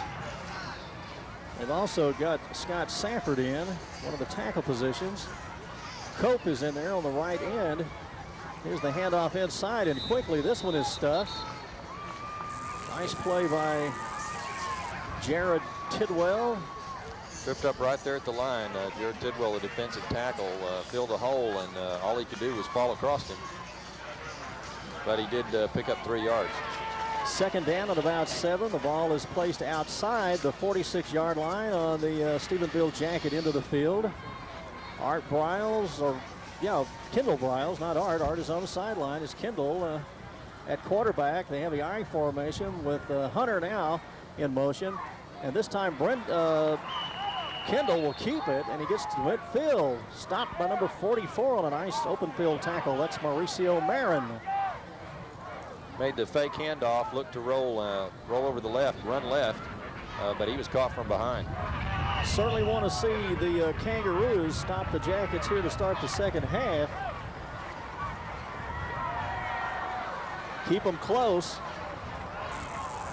They have one receiver to the right side this time, the I formation, and they'll run Zach Hunter right out of that I formation. He gets across midfield, down close to the point needed for the first down. And Zach the Rabbit, they call him Zach Rabbit here in Stephenville, gets a few more yards down to the 45-yard line of Weatherford. Picks up the first down. The offensive line moved Weatherford back plenty of distance to gain the first down, but then he ran into the stack and a lot of hands on him, bring him down. Darrell Clay is playing one of the linebacker positions on the left side there for Weatherford. Here's a flare pass. Nice open field tackle at the 35. I believe that was Barrett Weaver over there. And they are just throwing the passes out to the left side, and we'll go to the right side, and they'll throw one deep, and they'll run the draw play. A little bit of everything in the repertoire of the Stephenville Yellow Jackets. Second down at about a half a foot as the ball is placed outside the 35-yard line. 9:53 to go in the third period, and still 21-7 in favor of Stephenville. I'll tell you, the Yellow Jackets are coming out very aggressive, running really hard, making quick counts at the line. Try to catch the defense not quite ready, not quite deciding what their assignment is, who they need to cover. Of course, every time the offense comes up the line, the defense needs to decide what their position is and what their coverage is. Now we have a referee's timeout. No, we don't know why. Well, they are definitely stopping play, and now the referee and the linesman come up to the ball and having a discussion. I think they're again talking about people talking to each other out there. Could that be it? They're going to both teams, and they're talking to both teams now. And they're talking to both teams, and it's not something we can see. It's not, you know, it wasn't a late hit, any kind of thing like that. But we did see the line judge that stands over the ball as the ball's set. He was turned around talking to the Rue defense, and then they called timeout, talking to Stephenville as well. But second inches. And coming out of the eye is the deep back. Here's Briles. He's going to go back to pass. He's got a man down there. Can he catch it? I think he's out of bounds. What are they going to call? He was right on the sideline, and he dribbled it. He was in the end zone, and it's going to be incomplete. Well, he hesitated there because I thought perhaps he did have. When he caught the pass, he was back in bounds and put his hand up and made a good job of getting the pass down. But he must have stepped out of bounds earlier on his route. Well, that was T.J. Douglas down there, and he is the young man that caught the pass right at the end of the first half. Very tall, lanky, and fast also. I formation with Briles. Again, the quarterback here for Stephenville takes a quick handoff and just goes forward for the first down as he crosses the 35, gets a couple of yards. Michael Ross is in now in the line for Weatherford. Also, there's Keith Such. And this is a defense that's, they're playing the best offensive machine in the state last year, and there's not any reason to think they're not going to be the same this year. Inside handoff, quickly across the 35, the 30, down to the 28-yard line. Mauricio Moran in on that tackle. He got into the linebacker's area. Mauricio latched onto his legs and brought him down. And about a 5-yard gain. David Walker with the ball for the Jackets. So second down and about 5 yards to go. This will be the only time these two teams will face each other. They were both playoff teams last year, of course. Stephenville will be a Division II team if they go into the playoffs. There's no doubt about that. Here is Briles faking one inside. He's going to run to the outside, but that was nicely pursued all the way along the line by the Weatherford defense. They run him out of bounds. Yeah, the Rue defense recovered very quickly. Had to run through a couple of blocks to get there, but they kept him from making a big gain out of that. He is going to get about 3.5 or 4 yards Ball spotted at the 24-yard line. It's going to be a yard short of the first down. Actually, he got a few more yards than it looked, because it looked like he was run out of bounds right near the line of scrimmage, but they will mark it inside the 25. We'll have a third and a long one now for Stephenville. 8:25 to go in the third period. And here's a straight handoff over the left guard. Very close to the point needed for the first down. A nice hard tackle by Such. Also over there, Mauricio Marin. Looks like he's got that first down yardage by half a yard. They may decide to bring the sticks in to, no, they're going to call it first down between the 22, 23-yard line. And it looks like right now Stephenville trying to use a little power on the Kangaroos. Kangaroos have brought in Jason Such on the left side, left tackle position now. Biles is back. He's going to throw a pass. This one is incomplete. The closest person to the ball that time was Barrett Weaver, as Biles threw that one a little short. Roll to his right. And nice coverage down there by Barrett. We'll have a second down play from the Weatherford 27.5-yard line. They're not giving the Roos much time to adjust to their offensive formation. As soon as the quarterback gets under center, there goes the ball, and he snapped it. Again, Bryles will roll to his right. He will pass this one to Zach Hunter, and Hunter moves inside the 20, gain of about 8 or 9 yards. And Bryles really liking the rollout. And so many of his passes have been in the flat, Don Legale. That got him about 8 yards, maybe almost 9 yards on that play. They're down to just inside the 14-yard line. Third down and 1 to go. And the Jackets will come in very tight. They'll just blast one this time across the left side, off the left tackle. And that will be a first down inside the 10-yard line. The Weatherford defense hanging in there tough. They're making them work here, but just have not been able to stop the Stephenville Yellow Jackets. 7:58 to go. Third period. And the tempo of the game, see the Stephenville offense really dominating the tempo of the game, running that quick count, not giving the Roos enough time to adjust, enough time to get set. Going to keep them out of breath on this drive. And they send a man in motion to the right side. Goes to Hunter. Hunter across the 5, still battling.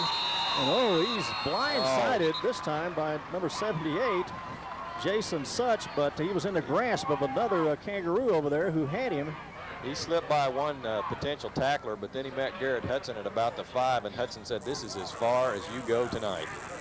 And Jason Such come in, and they just sandwiched him. Second down from the 4. And they bring in a host of new players. They're probably keeping a lot of fresh legs on the field there. And now they'll bring all the receivers to the left side, and Bryles will roll to the left. He's going to be chased. He's going to be sacked and knocked down. Beautiful work. Right at the 7-yard line, there'll be a loss. And who was that? I believe that was Michael Branchian on that tackle. We're going to call Mauricio's number again, number 44, in to hit him as well. There was the Roos, again, Randy, you've mentioned already how quickly the Roos get into the ball and react to the play. And they got a lot of guys back into the backfield when he pulled that, when he rolled over here to the left. But it appears they're going to penalize Weatherford here. Let's see what it is. And again, we saw the Kangaroos come in and sandwich the runner, and well, we're going to have a face mask penalty on that one. I don't understand how they got a hand on. They just tackled. They didn't have to reach up and get his head. Well, it must have been just a hand that grazed across the face mask. You certainly couldn't see it from here, so there's the penalty, and that will put the ball down to the 3-yard line. Now with the clock running at 6:44 of the third, and a chance now for Stephenville to add to their 21-7 lead. And now they come out in a T formation, a very tight T, and it's going to the tailback. He'll get to the 1, down close to the goal, and that that will be a touchdown by Chuck Wilkie this time. No, by David Walker. Sorry, looking on the wrong roster there. David Walker, 21, goes in. So now it's 27-7, and they just used pure power on that blast. I think he made it just by about the length of the football. The only thing that was across the lines was a little bit of his helmet, maybe a bit of his shoulder, and enough of the football to be a touchdown. So we have the swinging gate now by Stephenville, and they will bring in their little left-handed or left-footed kicker. Of course, most people that are left-handed are actually left-sided. Blocked. There's a chance for a score if Weatherford can pick it up. They are still fighting with it, and it's still bouncing around, and it's out around the 35 or 40-yard line, and finally somebody for Stephenville is able to fall on the ball way out around the 37 or 38-yard line. Mark, you get a spot on the blocker there. We had about 3 guys through the line. And there was 2 of them right up through the middle, and it wasn't a hand block. It was one of those chest blocks, you know. So it remains 27-7 in favor of Stephenville. We'll take a break right here. We'll be right back in a minute. Honey, can you pay these bills? It won't take you very long if you use Texas Banker Online. Sure. Girls, I'll be right back. Texas Banker Online, a simple and secure way to bank over the internet with no service charge. Now you can pay bills quickly and conveniently from the comfort of your own home with Texas Banker Online. That was quick. Yeah, that Texas Banker Online is really simple. Whose turn is it anyways? Texas Banker Online, a product from Texas Bank. Plug in now. Dennis Connolly and Associates at Weatherford Physical Therapy have been serving and supporting Parker County since 1982. Their new location is at 1404 South Main, next to the Golden Moon. Weatherford's only privately owned rehabilitation clinic specializing in physical, occupational, and speech therapy. The latest in equipment demonstrates their commitment to quality personal care. For all your sports medicine, spine, and orthopedic rehab needs, call 341-3600. Weatherford Physical Therapy Services. Hi, I'm Shannon Carney, and this is my sister Stacy of Vic, Cressman, and Carney. Hi, this is Laura Cressman from Vic, Cressman, and Carney. Hi, I'm Vanessa Vick of Vic, Cressman, and Carney. Together, we are Vic, Cressman, and Carney, and we support the Kangaroos. Oh yeah, there is that other Vic, Cressman, and Carney, and they support the Roos too. On that drive, so 27-7, and the Kangaroos will have their first shot at the ball in the second half. And we see back Barrett Weaver and also Garrett Hudson again, the deep man. Here is the kickoff. This one will be pooch kicked up short around the 25. Hudson has it to the 30, 35, 40. Gets away from a man at the 45 and out to the 48-yard line. Nice run back again by Garrett Hudson. There is a penalty flag on the field, and normally you think of holding in a situation like this. As the Jackets have gone to the pooch kick here lately. They might have got a block from behind. We're going to have a holding penalty on Weatherford. So about at the 35-yard line is where the flag is down, thrown. Well, they're going to move it back across the 35. They're moving back to the 30. And he is still stepping it off.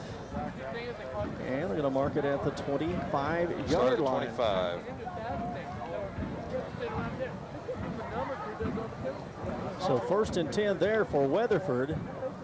And this is their first shot at the ball here in the second half, as that first drive by Stephenville taking up quite a bit of time. 6:15 to go. Here is the first snap of second half for Weatherford, and there goes Zach Moore again up the middle. Gets about 3 or 4 yards. He's done that several times, just taking the snap and going right over his center. And he picks up 3 yards. The ball is at the 29-yard line. Second down at about 6. almost saw movement. I couldn't tell. I think our the Weatherford offensive line didn't all move at the same time, but the first movement was with the snap of the ball, so we were okay there. Second down. A wingman on the right side. Back is Mark Pierce. He'll get the ball. He'll get away from one man. Another breaks loose, but they're going to call it back. And it appeared that... now we're going to have another laundry on the field. We're doing too much talking. We're doing too much shouting and mouthing off. So evidently the jawing is continuing to go on here between the two teams, and a penalty flag comes down. And they blew the whistle on we're that going to see a player ejected, too. He's going to send him to the... There's Mr. Harmon. Mr. Harmon is sent to the sidelines.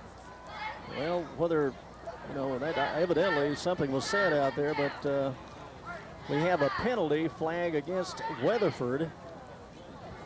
And it will probably be illegal procedure penalty. Let's see what they do here. Personal foul on Mr. Harmon after that. So they're going to mark it back, and they're going to mark it back up. Yeah, mark it back up against Stephenville. Mr. Harmon sent to the sidelines. I think the referee was trying to tell him, when I blow the whistle, you better pay attention when I blow the whistle. That's the deal. 5:35 to go in the third period. Stephenville and Weatherford kicking off the 1999 season here in Memorial Stadium. Well, they washed both the penalties off. They just reset us.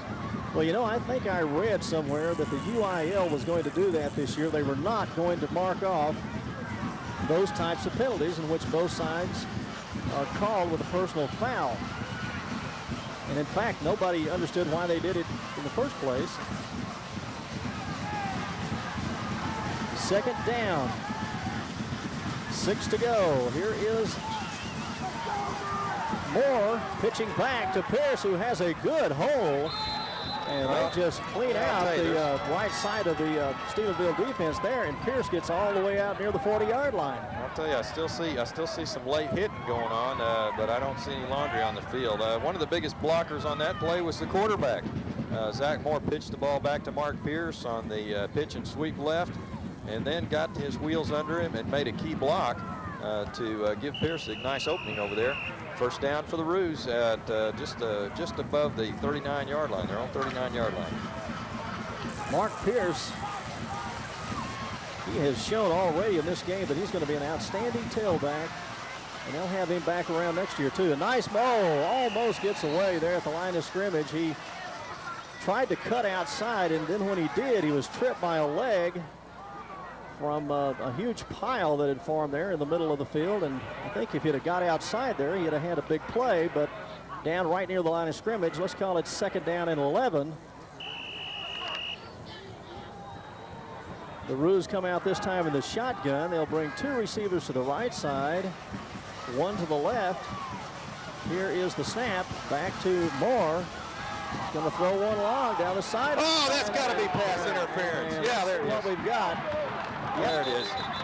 And it is pass interference, and it will bring the ball down a ways for the Kangaroos, as looked like I believe that was Colt Borland that was down there, right? Borland, wide receiver on the left side, ran a streak right up the sidelines. Moore laid the ball up in the air for him. About the time that Borland and the pass coverage on the cornerback there got to the same point on the field, the cornerback put his hands all over him and pushed him away. So with 4 minutes and 10 seconds to go and the score 27-7, we'll see the penalty marked off here against the Jackets. There's 5, 10, and 15. That will move the ball to the 47-yard line, and the Roos will have a first down. This time they'll be on the Stephenville end of the field. And again, they come out in the same formation. Two receivers to the right side. In the shotgun is Moore. Quickly, he throws it. He has to get rid of this one rapidly. And that will be incomplete on the left side. He tries to hit Borland. Borland had not yet turned around. The pass was short anyway. And we'll have a second down from the 47 of Stephenville. Sure like to see the Kangaroos get in right here, and they get right back in the game. Well, the defense snapped in really quick there, got through the line, found a couple of holes, and put some quick pressure on Zach. He wasn't It wasn't time to throw yet, but he had to. Well, Gordon Carroll came in, and also Richard Silva was in there pretty quickly that time for Stephenville. And here is Moore again. Oh, no. And he gets it across the 45 down to the 40. The ball slips out of his hand. And I believe that is going to be a fumble recovery for Stephenville. Yes, it is. So for the second time, we've seen the Kangaroos move into Stephenville territory and lose the ball on a fumble. He's about to make a good gain, but as you try to break through those tackles, the guy gets his hand on your arm, especially the arm you're carrying the ball with, and he can knock your grip loose on the arm and on the ball, and that's what happened to Zach. The ball bounces away. Stephenville takes over at their own 40-yard line. And so that is the third turnover now against Weatherford, and you just can't do that against a team like this. You've got to hold on to it. There's a gain of about 3 yards up the middle. This time as David Walker carries it, cross-bucking. Second down and about 7 yards to go. The ball now at the 44-yard line. 3:36 to go in the third quarter. Stephenville up 27-7. They have one receiver to the left, one to the right, one man in the backfield. Here's Briles. He's going to throw a pass over the middle. That's going to be complete. And across the 40-yard line down to the 39. And going out of bounds with it is Toby O'Neill. Now, Toby O'Neill is about 6'5" or 6'6", but he moves pretty well. He plays tight end, and sometimes they will split him out wide. First and 10 from the Weatherford 39. 3:18 left. That time we had Keith Such on the coverage trying to pick up the tight end coming off the line late after the wide receivers have cleared the cornerbacks out of the way. He's pretty wide open over here on the left side and also makes a nice gain up the field. So they're just inside the Weatherford 39-yard line here, first and 10 again. Shotgun, and Briles is back by himself. He has three receivers to the right side, and he throws it to one of the short men there right at the line of scrimmage, and he is upfield for about 3, and I think on the tackle, that was Keith Such over there. Daryl Clay on the tackle, number 40. And also number 40, Clay. Second and 7 from the Weatherford 36. And they are not bothering to go into a huddle. They're just sending them out, spreading them out up and down the line of scrimmage. Briles is back. He just lets it fling, and they move the ball up and down the field rapidly. Here is Briles. Gets away from one man in the backfield. Now he's going to run across the line of scrimmage, and he'll be run out of bounds around the 30 by Borland. Evidently, his receivers covered that time, took off running, and then faked a pass to try to slow down the pursuit, and picks up a few yards. We'll have a third down play here, the ball right at the 30-yard line. And the Kangaroos are making them work hard, but they haven't been able to stop them in these two drives here in the second half. We're going to take a timeout right now. Let's take a short timeout. The score 27-7, Stephenville over Weatherford. We'll be right back. More of our sponsors. I'm We Troy want to thank Newell. the Lone Star. I was married to Brad Newell, the singer of Sublime. Brad died of a heroin overdose. Jake's been robbed of having a wonderful person to be his father. Educate yourself. Heroin kills, period. We miss him, and we'll miss him forever, and don't let anyone miss you.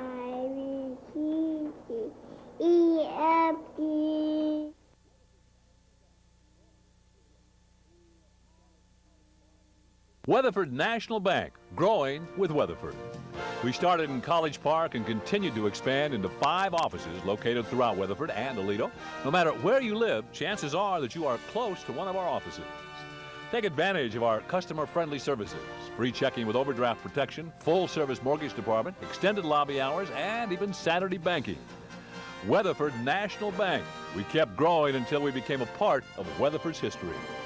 Member FDIC, equal housing lender. Trinity Paint and Body, owned by Bo Winstead, is located at 1600 Fort Worth Highway. They are known for their fast and superior service. Since opening in April of 1998, they are already having to expand their existing location due to the high volume of business. For great hometown service and a friendly staff, call Trinity Paint and Body, Monday through Friday, 7:30 a.m. to 5 p.m. And remember, for high-quality service, Is that right, Don? Right, third down and just about a half a yard. Yep. Let's mention some more of our sponsors. We want to thank the Lone Star Furniture, or rather the Malt Shop, also the Weatherford Physical Therapy Center, Unlimited Tinning, also Weatherford Municipal Utilities, Beeper One, Mesquite Pit, and Whataburger. Some more of our Weatherford Kangaroo sponsors for this year. Here is one up the middle, and we have perhaps offsides or illegal procedure, as there is a penalty flag. There's only a couple of yards gained there by Derek Haney on a direct handoff from Briles, and this will be illegal procedure against Stephenville. So they will lose 5, and we'll have again the third down play, and this time they'll need 6 yards. I like that better. 3rd and 6 inches instead of 3rd and 6 yards. I'll go with 3rd and 6 yards. Your addition is still excellent, Don Legale. Just paying attention to my marks on my paper. Briles is back. He has a couple of running backs with him back there. He fakes to both of them. Now he's going to throw a pass to Hunter, who does get the first down, and it gets across the 25. And again, a penalty flag, as we have had a rash of flags here in the last few minutes. And let's see what we have here. Briles was knocked out of bounds. A hard tackle over there right at the 25-yard line. It was enough for the first down. And they're going to bring the ball back to the line of scrimmage. Let's see. Yep, illegal receiver downfield against Stephenville. And we've had a change, I believe, on the illegal receiver penalty. And it is now 5 yards. Well, you know, that's the kind of play, Randy, that, you know, when you see the play, you can understand why that's so difficult. The quarterback and his tailback both roll over to the right, and the tailback gets up ahead of him, and he's up about 3 or 4 yards ahead of the line of scrimmage when he throws that pass. But the linemen are thinking maybe it's a run, you know, and they get too far upfield. Right, and also Briles held on the ball. Just, you could tell he wanted to throw the ball sooner than he did, and those linemen are timing that, and they moved upfield. And now, well, the offense for Stephenville is just self-destructing. Another illegal procedure penalty. As again, they come to the line of scrimmage, and somebody evidently stepped over the line of the scrimmage, or perhaps one of the linemen, after he got in his stance, lifted a hand, because that was called quickly. And another 5 yards, and the ball is out to the 45-yard line, between the 44 and the 45. We still have third down, about 15 to go. And Briles will again throw the flare pass on the right side. There'll be some yardage on this one across the 40 and down to around the 37-yard line. That was Brady Gunn who came in, took that reception. And a nice tackle over there, I believe was that Pierce on the tackle? 24. 24? If you figure out who 24 is, I'll buy your Coke. Well, I don't have him on my roster, so I'm not going to begin to guess, Don. No, I can't guess either. I decided this a while ago that I couldn't tell you who 24 was, and here you came up and asked me anyway. Fourth down for the Stephenville. Looks like they're going to run a play, though. They're not punting. They will go for it. They have a man in motion, Hunter. It's going to go to Hunter. Can he get it? Gets away. No, he's going to be tackled and hit. There it goes. Well, a nice play by Borland, and he was inside the 35. He was stopped on the 32. It was not enough for a first down, but somebody came in there late. 25. Carlisle was coming in after. A late hit there by Weatherford, and that will be some yardage tacked on. And so now the Kangaroos will have a first down. If they're going to start calling late hits on us, they're going to have to start calling late hits on Stephenville. I've seen about the same kind of thing on some other plays, but it was late hit. It was a good penalty.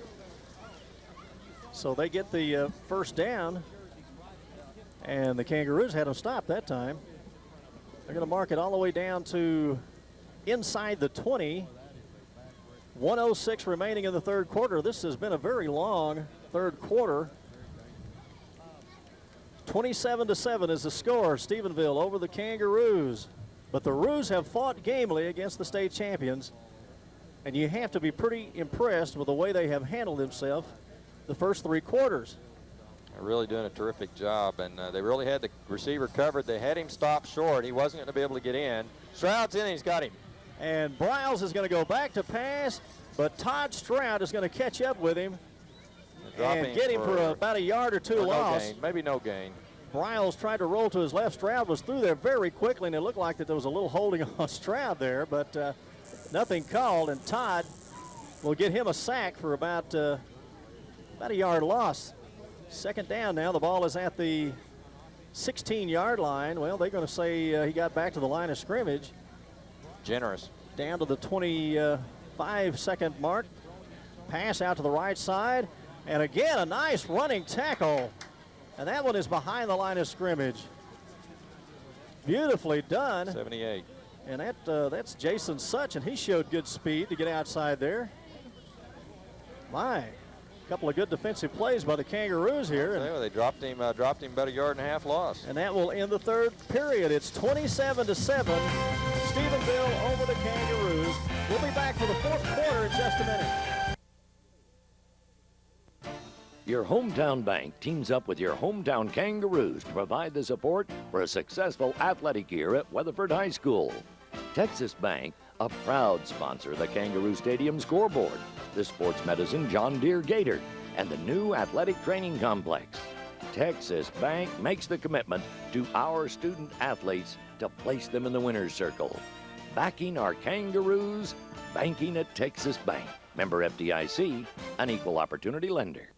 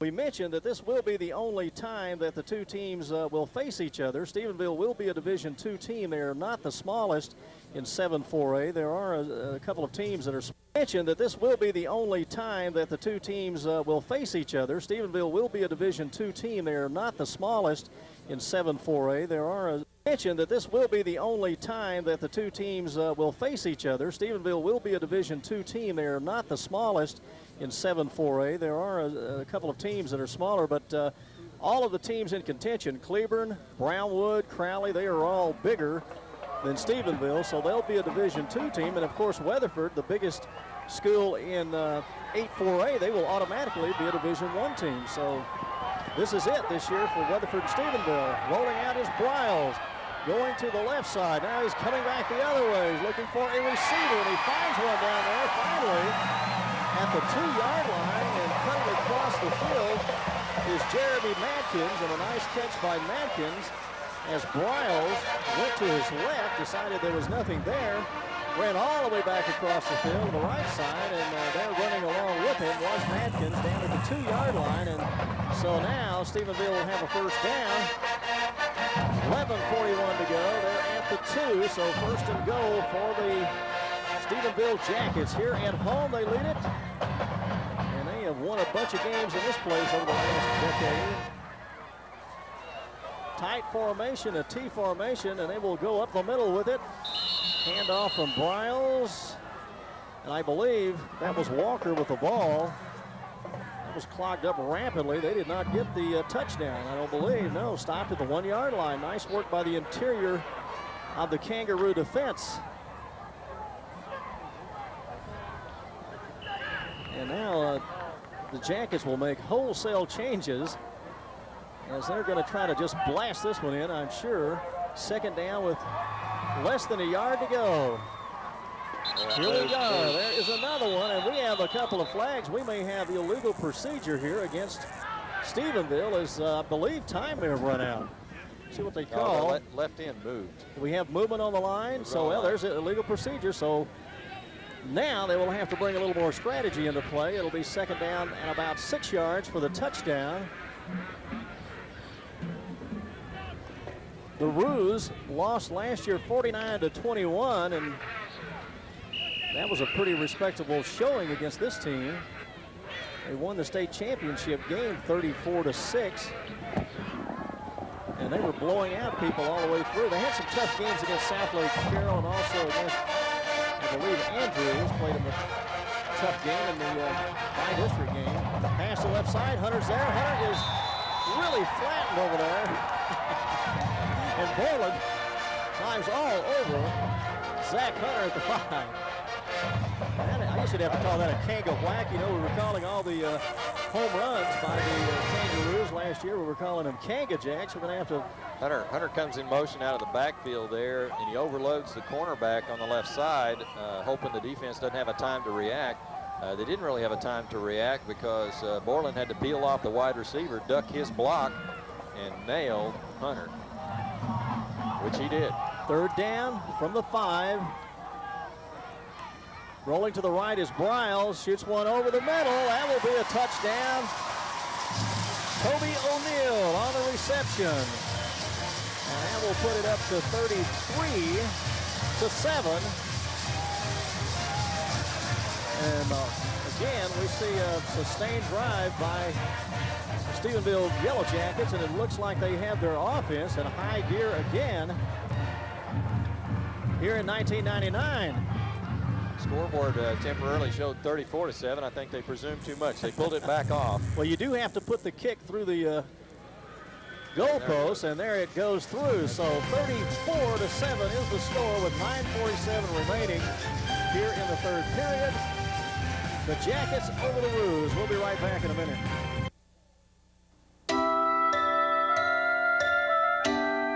Can I have a puppy? What do you mean Ground's never coming back? Why does she get to stay up? Where do babies come from? Did you smoke marijuana when you were my age? The older they get, the more complicated the questions. Here's how to answer.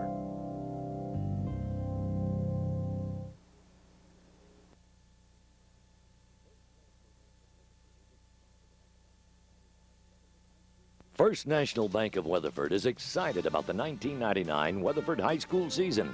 Since 1880, the First National Bank of Weatherford has provided friendly and reliable service to the folks in Weatherford and surrounding area. We wish all of the players, cheerleaders, band members, and fans success in all they do in 1999. Come by and visit with your personal banker at First National Bank of Weatherford, member FDIC and equal housing lender.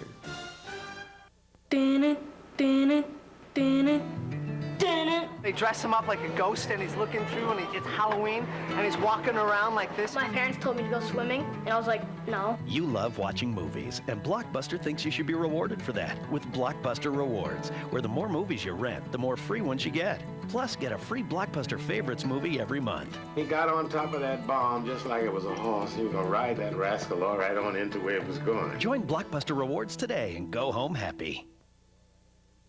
Back deep is Barrett Weaver. Garrett Hudson is also back there. Here is the kickoff. It will go back to Barrett. Barrett catches it on the fly at the 15. Runs to the right side, 20, 25, 30. 35. Out near the 40-yard line. Nice return. Barrett Weaver. So the Kangaroos will have good field position here. We've seen a couple of good kickoff returns by the Kangaroos this afternoon and evening. Next week, Kangaroos will take on Fossil Ridge. That will be at home, so we'll have our home opener for you on KZ 1220, your sports center. Moore is the quarterback. Keeps it, left side, breaks into the clear. 50, 45, down inside the 45-yard line of Stephenville. Nice run by Moore. I'll tell you, as soon as he takes that snap, he takes a couple of steps to the right. He stays right behind the lineman. I haven't exactly figured out which one of the linemen that is he's running behind, but he gets right on his tail, and they go on a romp. And 16, nearly 16 yards on that carry, at least 15. First and 10 from the 44 of Stephenville. One receiver out to the left side, a handoff to Pierce. Driving over the left side off his left tackle, and he picks up about 3 yards. Just call it the 41.5-yard line. We're down to 8:58 to go in the fourth quarter. Kangaroos have moved the ball rather well against what was supposed to be one of the best defenses that Stephenville has had in years. But nobody has been able to shut down Stephenville's offense in quite a while. Nobody did it last year. Moore to pass. This one is tipped, and tipped by number 97. That is Cal Gilson, and Gilson about 6'4", raised his long arm up there from his linebacker position, was able to tip that one away. I doubt that anybody else on the field could have done that. Well, those two guys got in the passing lane real quick, so no chance for the ball to get anywhere near Borland. Third down play now for the Roos. Starting out 99 against the Class 4A Division II state champions. And this offense is growing up quickly. We're going to have a reverse. Yes, here it comes. Here is Borland. Needs a block. Gets it. 45, 40. Oh, 35, 30. Down to the 26-yard line. And I see a couple of flags. Are they going to call this against Weatherford? Let's see. And I believe we're going to get a clip out there against Weatherford. Well, he needed a block on the left side. Could not quite get it. He had to kind of go behind his blocker. And a blocker was turned around a little bit. And they're going to call it back. Nice run, though, by Borland. We've had several good plays here by Weatherford in this series. And you can see that reverse setting up. And they certainly caught Stephenville by surprise. But it's all going to come back. And they mark it off back to midfield, so we'll have a third down play and around 15 yards to go. No, they're still early. We've seen good running by Zach Moore. Moore running real well up the middle. And Pierce has had some good runs this afternoon. Zach Moore's passing has been more than adequate, and he'll get better as he goes along, gets the feel of it. Nobody in the backfield, everyone wide, left and right. Here's a pass that will be almost intercepted.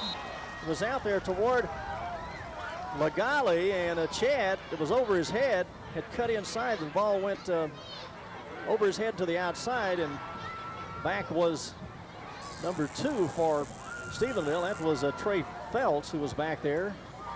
Couldn't hold on to it, though. Fourth down, and looks like they're going to punt here at midfield. Got 15 yards to go. That's definitely the thing to do here when you're down 34-7 with 8 minutes to go in the game. And they had it in a good spot after the reverse. They were down to the 26-yard line, but the penalty brought it back to midfield. An attempt on a long pass play to get all of that back in once failed, so the Roos are going to have to punt it away.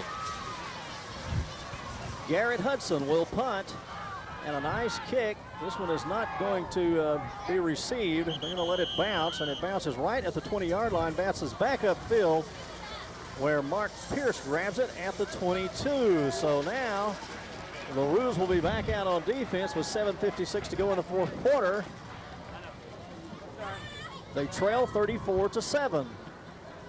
Now let's see what Stephenville does. They're going to bring Briles back out. They are going to bring in some new linemen, it appears. And they'll have some new people in their backfield also. They've got Derek Haney back there as one of their I-backs. And now they come out in a very tight formation with a slot to the right side. And here is a pitch back that will go across the 25-yard line, out to around the 30. Pickup of about 8 yards. And that was Jesse Fanning with the ball. Craig Boney and Garrett Hudson in on the tackle there. Second down and about 8. The relentless offense of the Stephenville Jackets. Tough to manage here by Weatherford, but they have been scrappy, and at times they have looked very good. Here again is an inside handoff. This will go across the 30 to 35. Gain of about 5 yards. Walker with it. David Walker, 5'10", 170-pound junior. First down at the 37. And now we see fatigue possibly being a factor for the Kangaroos. They have been out there a lot of plays here in the second half. 2 long drives by Stephenville. Most of it on the ground. This time they'll have a wing to the left side. Riles will pick up the ball and try to run to his right, but he's going to be hemmed off and run out of bounds for a loss back around the 35 or 36-yard line. And again, we see very good speed along the front, defensive front of the Kangaroos. Jason Such was there, and also Barrett Weaver got over, and Browse was run out of bounds for a loss. 1 yard. Second.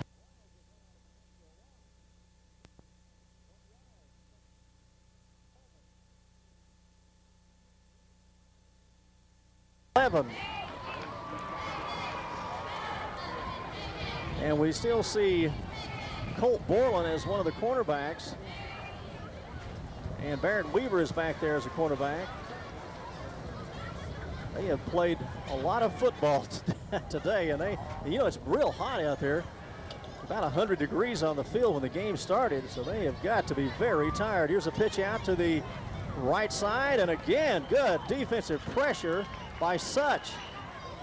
He got over there quickly and was wrapped right around the ball carrier for no gain.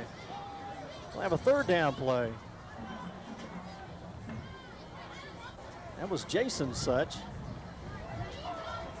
for the Roos, and the Roos showing a little spunk right here with 5:35 to go in the fourth period and down 34-7. That's a quick pitch over to the right side, but Jason came out of the tackle defensive end position and got over there to stop that play. Wing to the right side, inside handoff, and again the Roos are all over him, and there is a fumble, and it's going to be picked up by Weatherford, and they're going to have the ball at the 40-yard line. Let's see who that was. It was Andrew Shanahan who got it. And you've got to give the defensive front there for Weatherford a lot of credit. The Roos very tired, I know, and they still held the run, stopped them. Now they have the ball. On the 40-yard line.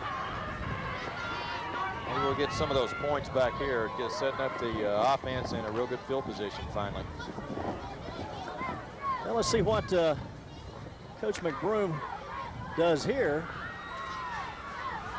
We'll have Zach Moore in at quarterback.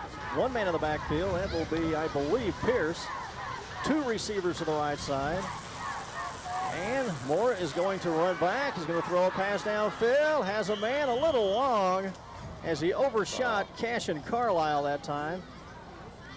Good blocking across the front. Perhaps had to hurry it just a bit. Second down from the 40. We're down to 6:19 to go in the fourth quarter.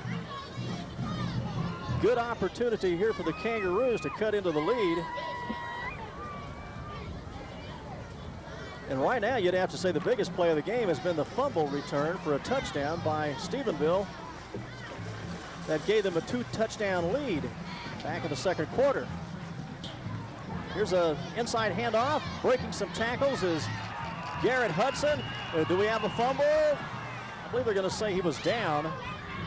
He gets across the 35 and down at the 32. The ball did come out, but he was down before the Jackets picked it up and took off on their run. Must have been a whistle on the field. Scott Lee picked up that loose ball, but we'll have a third down play for Weatherford now from the Stephenville 32.5-yard line. They come out with 2 receivers to the left side, Lagali and Borland. In the backfield is Garrett Hudson. Beautiful run by Moore. This time as he keeps it, rolls out to the right side, goes off his right tackle, breaks across the 25, and he is down to the 22-yard line. And, you know, as much as Zach Moore has been out there to show that kind of quickness, at this stage of the game, he has got to be in shape. Excellent shape. Still was in track and going to the state track meet back in the spring. So Zach's ready to run this offense, ready to be a big part of the yard gain. 2 receivers out, left and right. Shotgun, nope. Hunter's going to be under. This time he shoots a pass to the left side, and Borland is diving for it inside the 15. He won't be able to get this one. Nice coverage by Stephenville. Ball will come back to the 22. We'll have a second down play. Moore has shown he can throw the ball. He can throw it quickly. He's also shown he can throw the long one.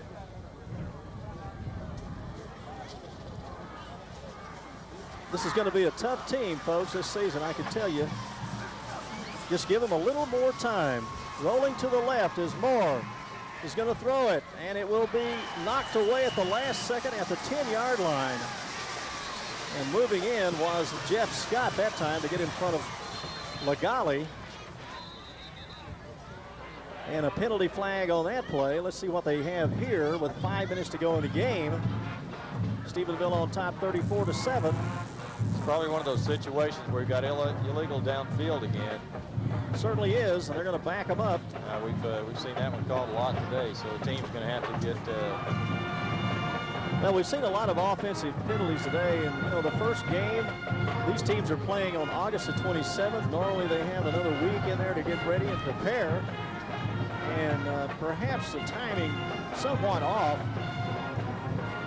We saw Stephenville get called for several penalties on their first drive, but they were able to overcome most of those. And now the rules are called for having an illegal receiver downfield. It was declined. They will not accept the penalty. They will take the incomplete pass. So a third down, the ball at the 22. And the Roos are going to try it again from the shotgun. Moore, nice cut. 20, 15, 10. He's down to the 5. And Zach Moore showing his running ability right there down to the 2-yard line. My goodness, what a move he made at the line of scrimmage to get away from the defensive end. You know, for the Jackets, who looked like he had him wrapped up and was right there to make the tackle. Almost looked like just pure speed, or they decided he didn't have the ball because he ran right by a couple of Yellow Jackets, took the ball all the way down to the 3-yard line, first and goal for the Roos. 19-yard run. Pierce is going to try to drive in. He'll get down close to the 1. And again, we see the Roos have a nice drive against a tough defense. Now, not all of the starters are in there right now for Stephenville. But you don't expect a big drop-off at all from their second unit. The ball is going to be placed at the 2-yard line. 4:09 and the clock is running. One receiver to the right is Lagali. Pierce is in the backfield. And the slot man on the right side is Hudson. He'll throw a block. Pierce with the ball, cutting inside. Will it be a touchdown? Well, I don't know because we have a flag. He did get into the end zone, and let's see what the call is here. Is again, the Roos appear to have a touchdown, and it's going to be called back. That is holding on evidently the right side somewhere, and so that is 6 points back off the board as they already had it up, but comes off. The Roos are going to be backed up beyond the 10-yard line now. And they'll have second and goal. This drive started at the 40-yard line off Stephenville, where the Roos recovered a fumble. They moved down to the 2. Now they're back out to the 11-yard line. That's where they're going to call it. So So evidently that penalty was 1 yard behind the line of scrimmage. Well, or one five yard yards. in, 1 yard inside the line of scrimmage, I suppose, because Well, the line of scrimmage was the 2, right? Line of scrimmage was a 2. Penalty at about the 6-yard line takes it back to the 16. Well, they are back to the 16. You're right. Second goal from the 16. And we'll have the I backfield, wing to the right side, one receiver out wide left. Inside handoff across the 15, down to the 12. Hard running in there. Let's see who that was. Couldn't get the number. Carlisle had come into the game. That may have been Carlisle on that run. It was Cashin with the ball. Hard running, not much yardage. Gets to the 13. Third down and goal for the Kangaroos, trying to cut into a 34-7 Stephenville lead. And remember, last year, Stephenville racked up 49 points, and they had most of that early. By the third quarter, midway through the third quarter. And the Kangaroos have hung in there a little better this year. Fumble on the snap, and Moore is going to be caught at the 15. So we'll have a fourth down play, as they will lose 2 yards there. The clock is down to 2:55. 2 long drives in the second half by Stephenville has put it away for them. But the defense of the Kangaroos did what we wanted them to do, Don Legale. They did not give up the big play, and they made Stephenville work hard for everything, and consequently the score not that lopsided. And now we'll have a timeout. Let's take a timeout right now with the score. Weatherford 7 and Stephenville 34. We'll be right back in a minute. First National.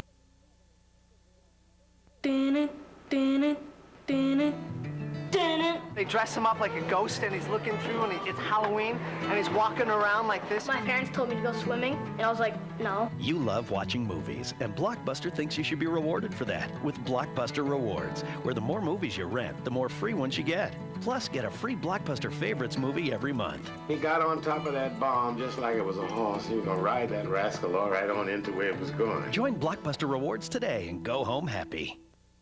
We are named Weatherford National Bank because we are Weatherford. From the rodeo to the Peach Festival to Christmas on the Square and everything in between, you'll find us there sharing in the rich heritage of Weatherford and Parker County. Come by any of our 5 offices located throughout Weatherford and Aledo. You'll find free checking with overdraft protection, full-service mortgage department, extended lobby hours, and even Saturday banking for all the services that our customers have come to expect. Weatherford National Bank, member FDIC, an equal housing lender. 2:32 left in the game. 34-7, Stephenville over the Weatherford Kangaroos. Moore is back to pass for the Roos. Long pass deep in the end zone, and that will go incomplete. That was a fourth down play from the 15. And I can't see the number of the man back there for the Roos. Was that Colt Borland?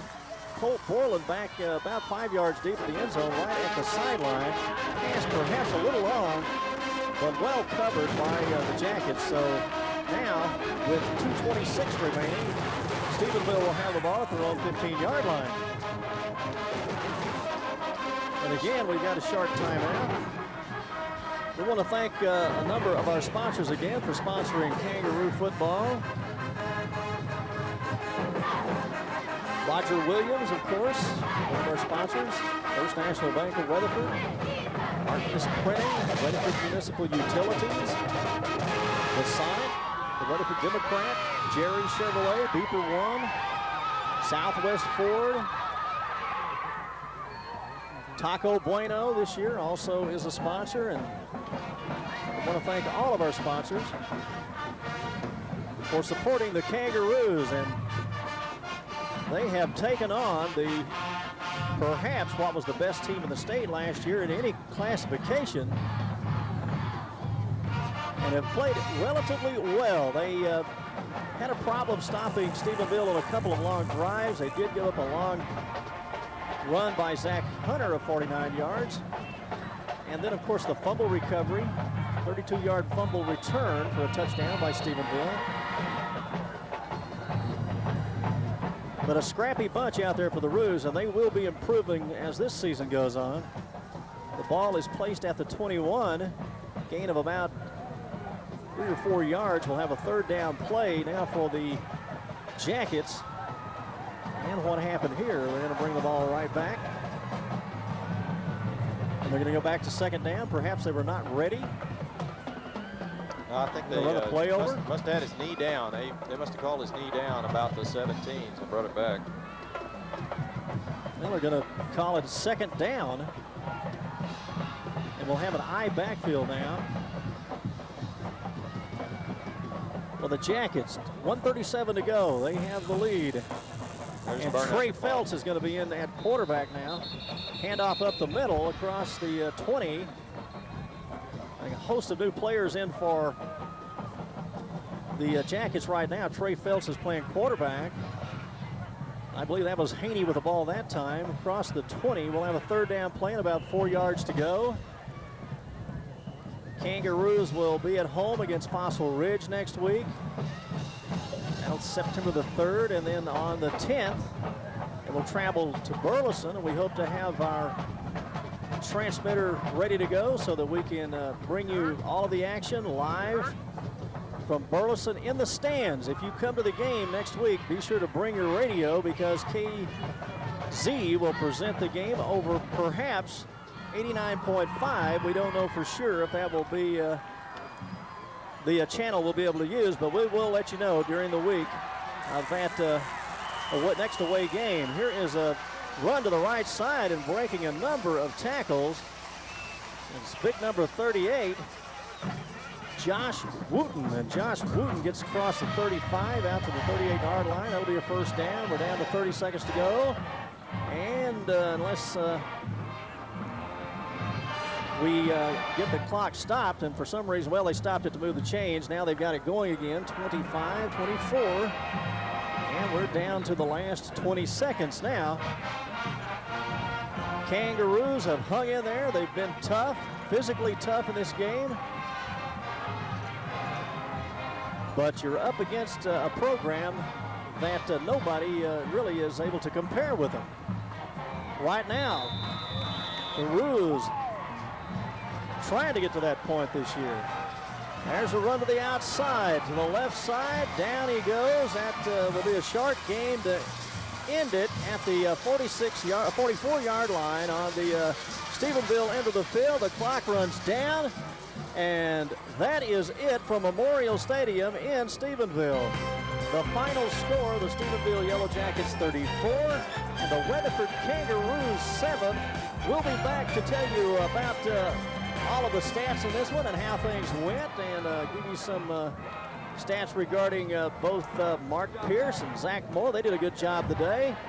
And perhaps defensively, we'll also have some stats for you from Don Legale, and we'll wrap everything up from Memorial Stadium. After we take a break, we'll be right back.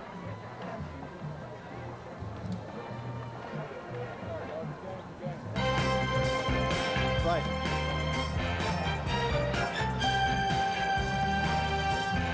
Oh, it'll take a couple of minutes. How are we doing on our commercials?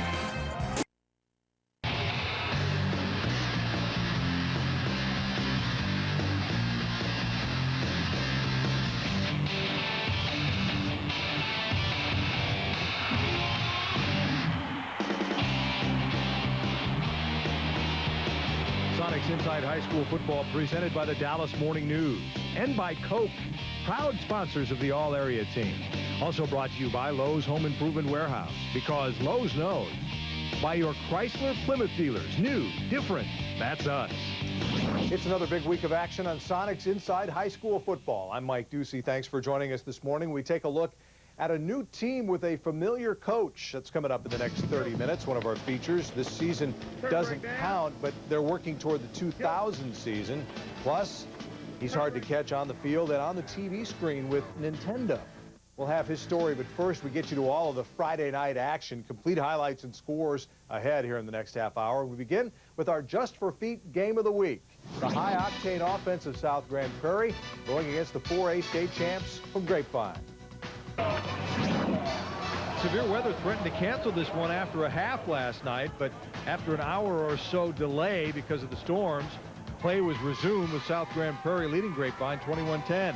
After scoring all of their points through the air in the first half. The Warriors turn to their bruising fullback, Gideon Leonard, who pounds his way through for a touchdown. In the fourth, more of the same, with Leonard going around right end for his second TD of the night. B.J. Johnson and his Warriors teammates cruise. They get a win for the second week in a row, 35-13.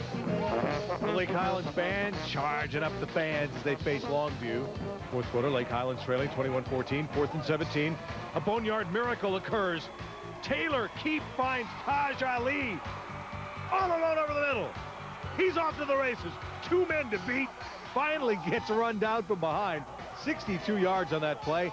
That would be the key play of the game, because quarterback Taylor Keefe keeps it, gets around the corner and scores to tie it all at 21.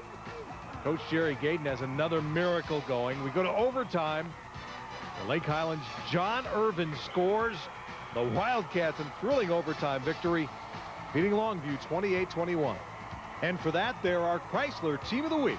DeSoto at Garland, where Owls fans had their game faces on, and they were hooting it up in the fourth quarter. Garland up 14-13. Watch the effort by number 6, Kendrick Williams. 18 yards he scampers. He set up a Dante Hart touchdown, 21-13 Owls. Garland would score 3 touchdowns in a matter of 4 minutes. Defeat DeSoto 42-13. For the third straight year, Sam Houston's Texans were looking to knock off the Marcus Marauders. How about Sam Houston's head coach Ken Ozzie reaching into the playbook early? First quarter on 4th and 15, the Texans pick up the first on the pass from Brandon Hassel to Sherdonia Mitchell. This move pays off as a few plays later, Hassel out of the shotgun hits Mitchell again, who survives the collision and goes in for the easy score. Later, the game called due to severe storms in the area. Sam Houston leading 21-14. Officially, though, it goes down as no game. In another 5A matchup, Naaman Forest visiting J.J. Pierce. Second quarter, Naaman Forest quarterback London Smith keeps it on the option, makes a nice move. London will take it home. 20 yards on the score. The Rangers up 7-0. Naaman Forest at it again. This time it's the speedster Billy Scott finding his way into the end zone. Naaman Forest wins to go 2-0 on the season, 28-7. The Eagles of Rowlett hosting the Spruce Timberwolves. Spruce's running game led by number 22, Anthony Richardson. It's a 34-yard gain on that romp. They should have stuck with the run because the Eagles started flapping their wings. Quarterback Lavelle Calhoun gets picked off by Lanny Hopkins. That led to a field goal. Eagle fans can feel the attack about to begin.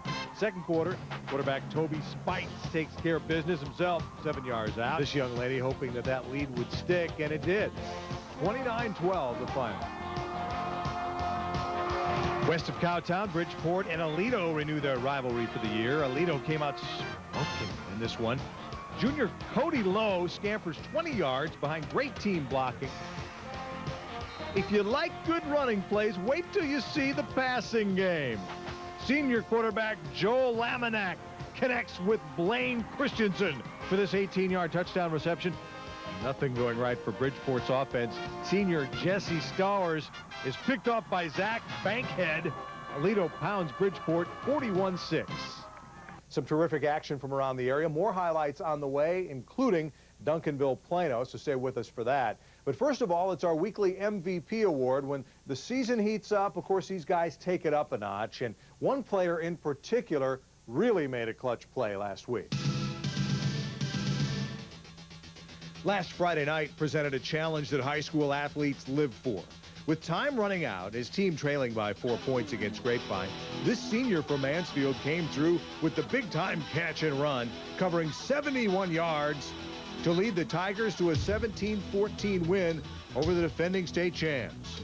I was just looking at the ball, and as I caught the ball, I wasn't thinking nothing as the ball was coming. As soon as I caught it, I looked up and wasn't nobody in front of me, and I just thinking to myself, don't get caught and just score. For his game-winning touchdown catch, Jarvis Davis is our most valuable player.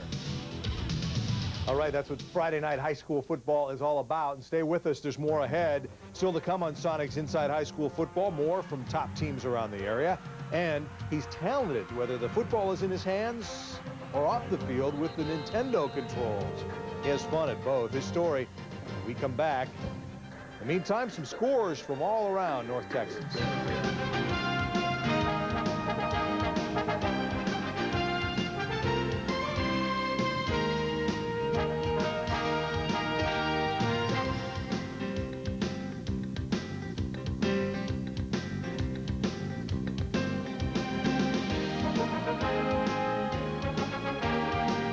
The Friday Night Scoreboard, sponsored by the Dallas Morning News. Here at Sonic, we're known as car hops. Lifesavers is more like it. Hi, here's your order. Thanks. Sonic floats and flurry drinks to the rescue. Get them now for only 99 cents each. We can turn any drink or slush into an old-fashioned float, or blend it into a cool, one-of-a-kind Sonic flurry drink. Everybody happy? Everything's great. Thanks. Flavor Flash, try our awesome steak sandwich with some handmade onion rings. Hi, I'm Emmitt Smith. Remember the friends and fun you had in high school? And who could forget the big game on Friday night? Celebrate a great Friday night tradition in the Texas High School Football Sweepstakes. Drive to the game in your brand new Dodge Caravan. Plus win $5,000 for the local high school of your choice. Register at the Coca-Cola display at any Minyard Sack and Savor Carnival food store for your chance to win. Texas High School Football is the Friday night place to be. Sunday isn't Sunday. Pass the sugar. Pass the sports. Honey, listen to this. 4 bedrooms, 3.5 baths, and a greenhouse. Hey, Mom, can we go check out these skates? They're on sale. Do you have enough allowance saved to buy them? The game starts at 3.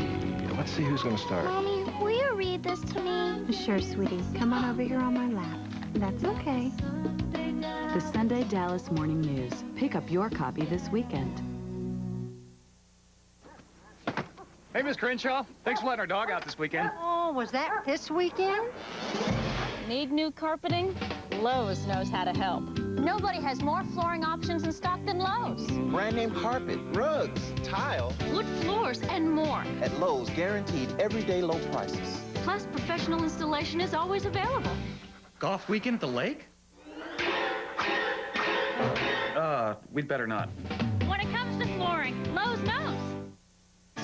Just in time to find huge inventories on Chrysler and Plymouth cars and minivans. During the model year-end clearance, the 99s are going fast with big discounts, big cash allowances, or low interest rates, low monthly payments. Selection couldn't be better. Chrysler Town & Country, Plymouth Voyager, Chrysler Sebring Coupe, or Sebring Convertible. Don't miss the model year-end clearance at your North Texas Chrysler and Plymouth dealer. New, different, that's us. Sonic's Inside High School Football brought to you by Chrysler, proud sponsors of the Team of the Week. Also by DeVry, for a higher degree of success.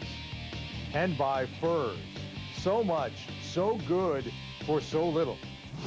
Welcome back to the show. More highlights to get to now, including a big matchup. Number 2 ranked Duncanville visiting Plano to go against the Wildcats. Take a look. It would be a good test early for Duncanville, with Plano leading 3-0 the Panthers from their own 15, but not for long. Eric Richardson takes it down the sideline. Breakaway speed. It's gone. 85 yards for the touchdown. Duncanville on top 6-3. Still in the second quarter, Duncanville's quarterback Ricky Smith finds Adam Wooten.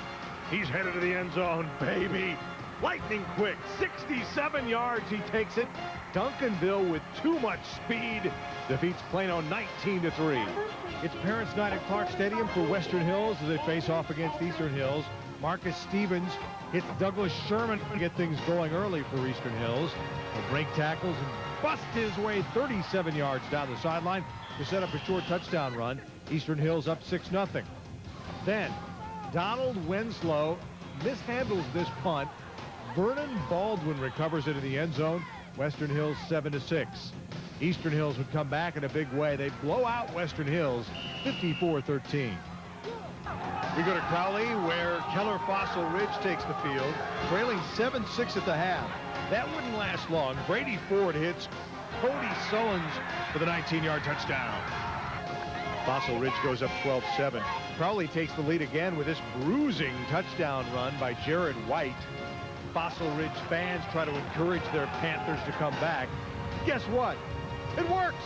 Tony Sullivan takes the following kickoff and breaks tackles left, breaks tackles right, returns it to the Crowley 35. That would set up a 17-yard game-winning field goal by Javier Esquivel. Fossil Ridge wins 15-13. The Lincoln Tigers and Pinkston Vikings collide at Pleasant Grove Friday. The band director tries to get the Vikes into the groove early on, but Lincoln's Salathiel Washington takes matters into his own hands. Rumbling in from 12 yards out, taking Lincoln to the 7-0 lead. Then in the second quarter, it's Washington again, this time from 2 yards out. On the ensuing kickoff, fans treated to the hit of the night. James Spencer levels Michael Willoughby. Lincoln decks Pinkston 35-6. A couple of Fort Worth 4A schools kicking off District 9 play. We pick up action in the second half. Gerald Mitchell, this young guy can run. Look at him go. Breaks tackles, rumbles in for the 78-yard touchdown. Definitely a groovy kind of run. Arlington Heights was down, but not out. Brandon Morgan picks up 35 with a little help from his blocker, Will Thurmond. Not quite enough, though. Larry Stovall gets the shower. The Southwest Raiders win 30-14.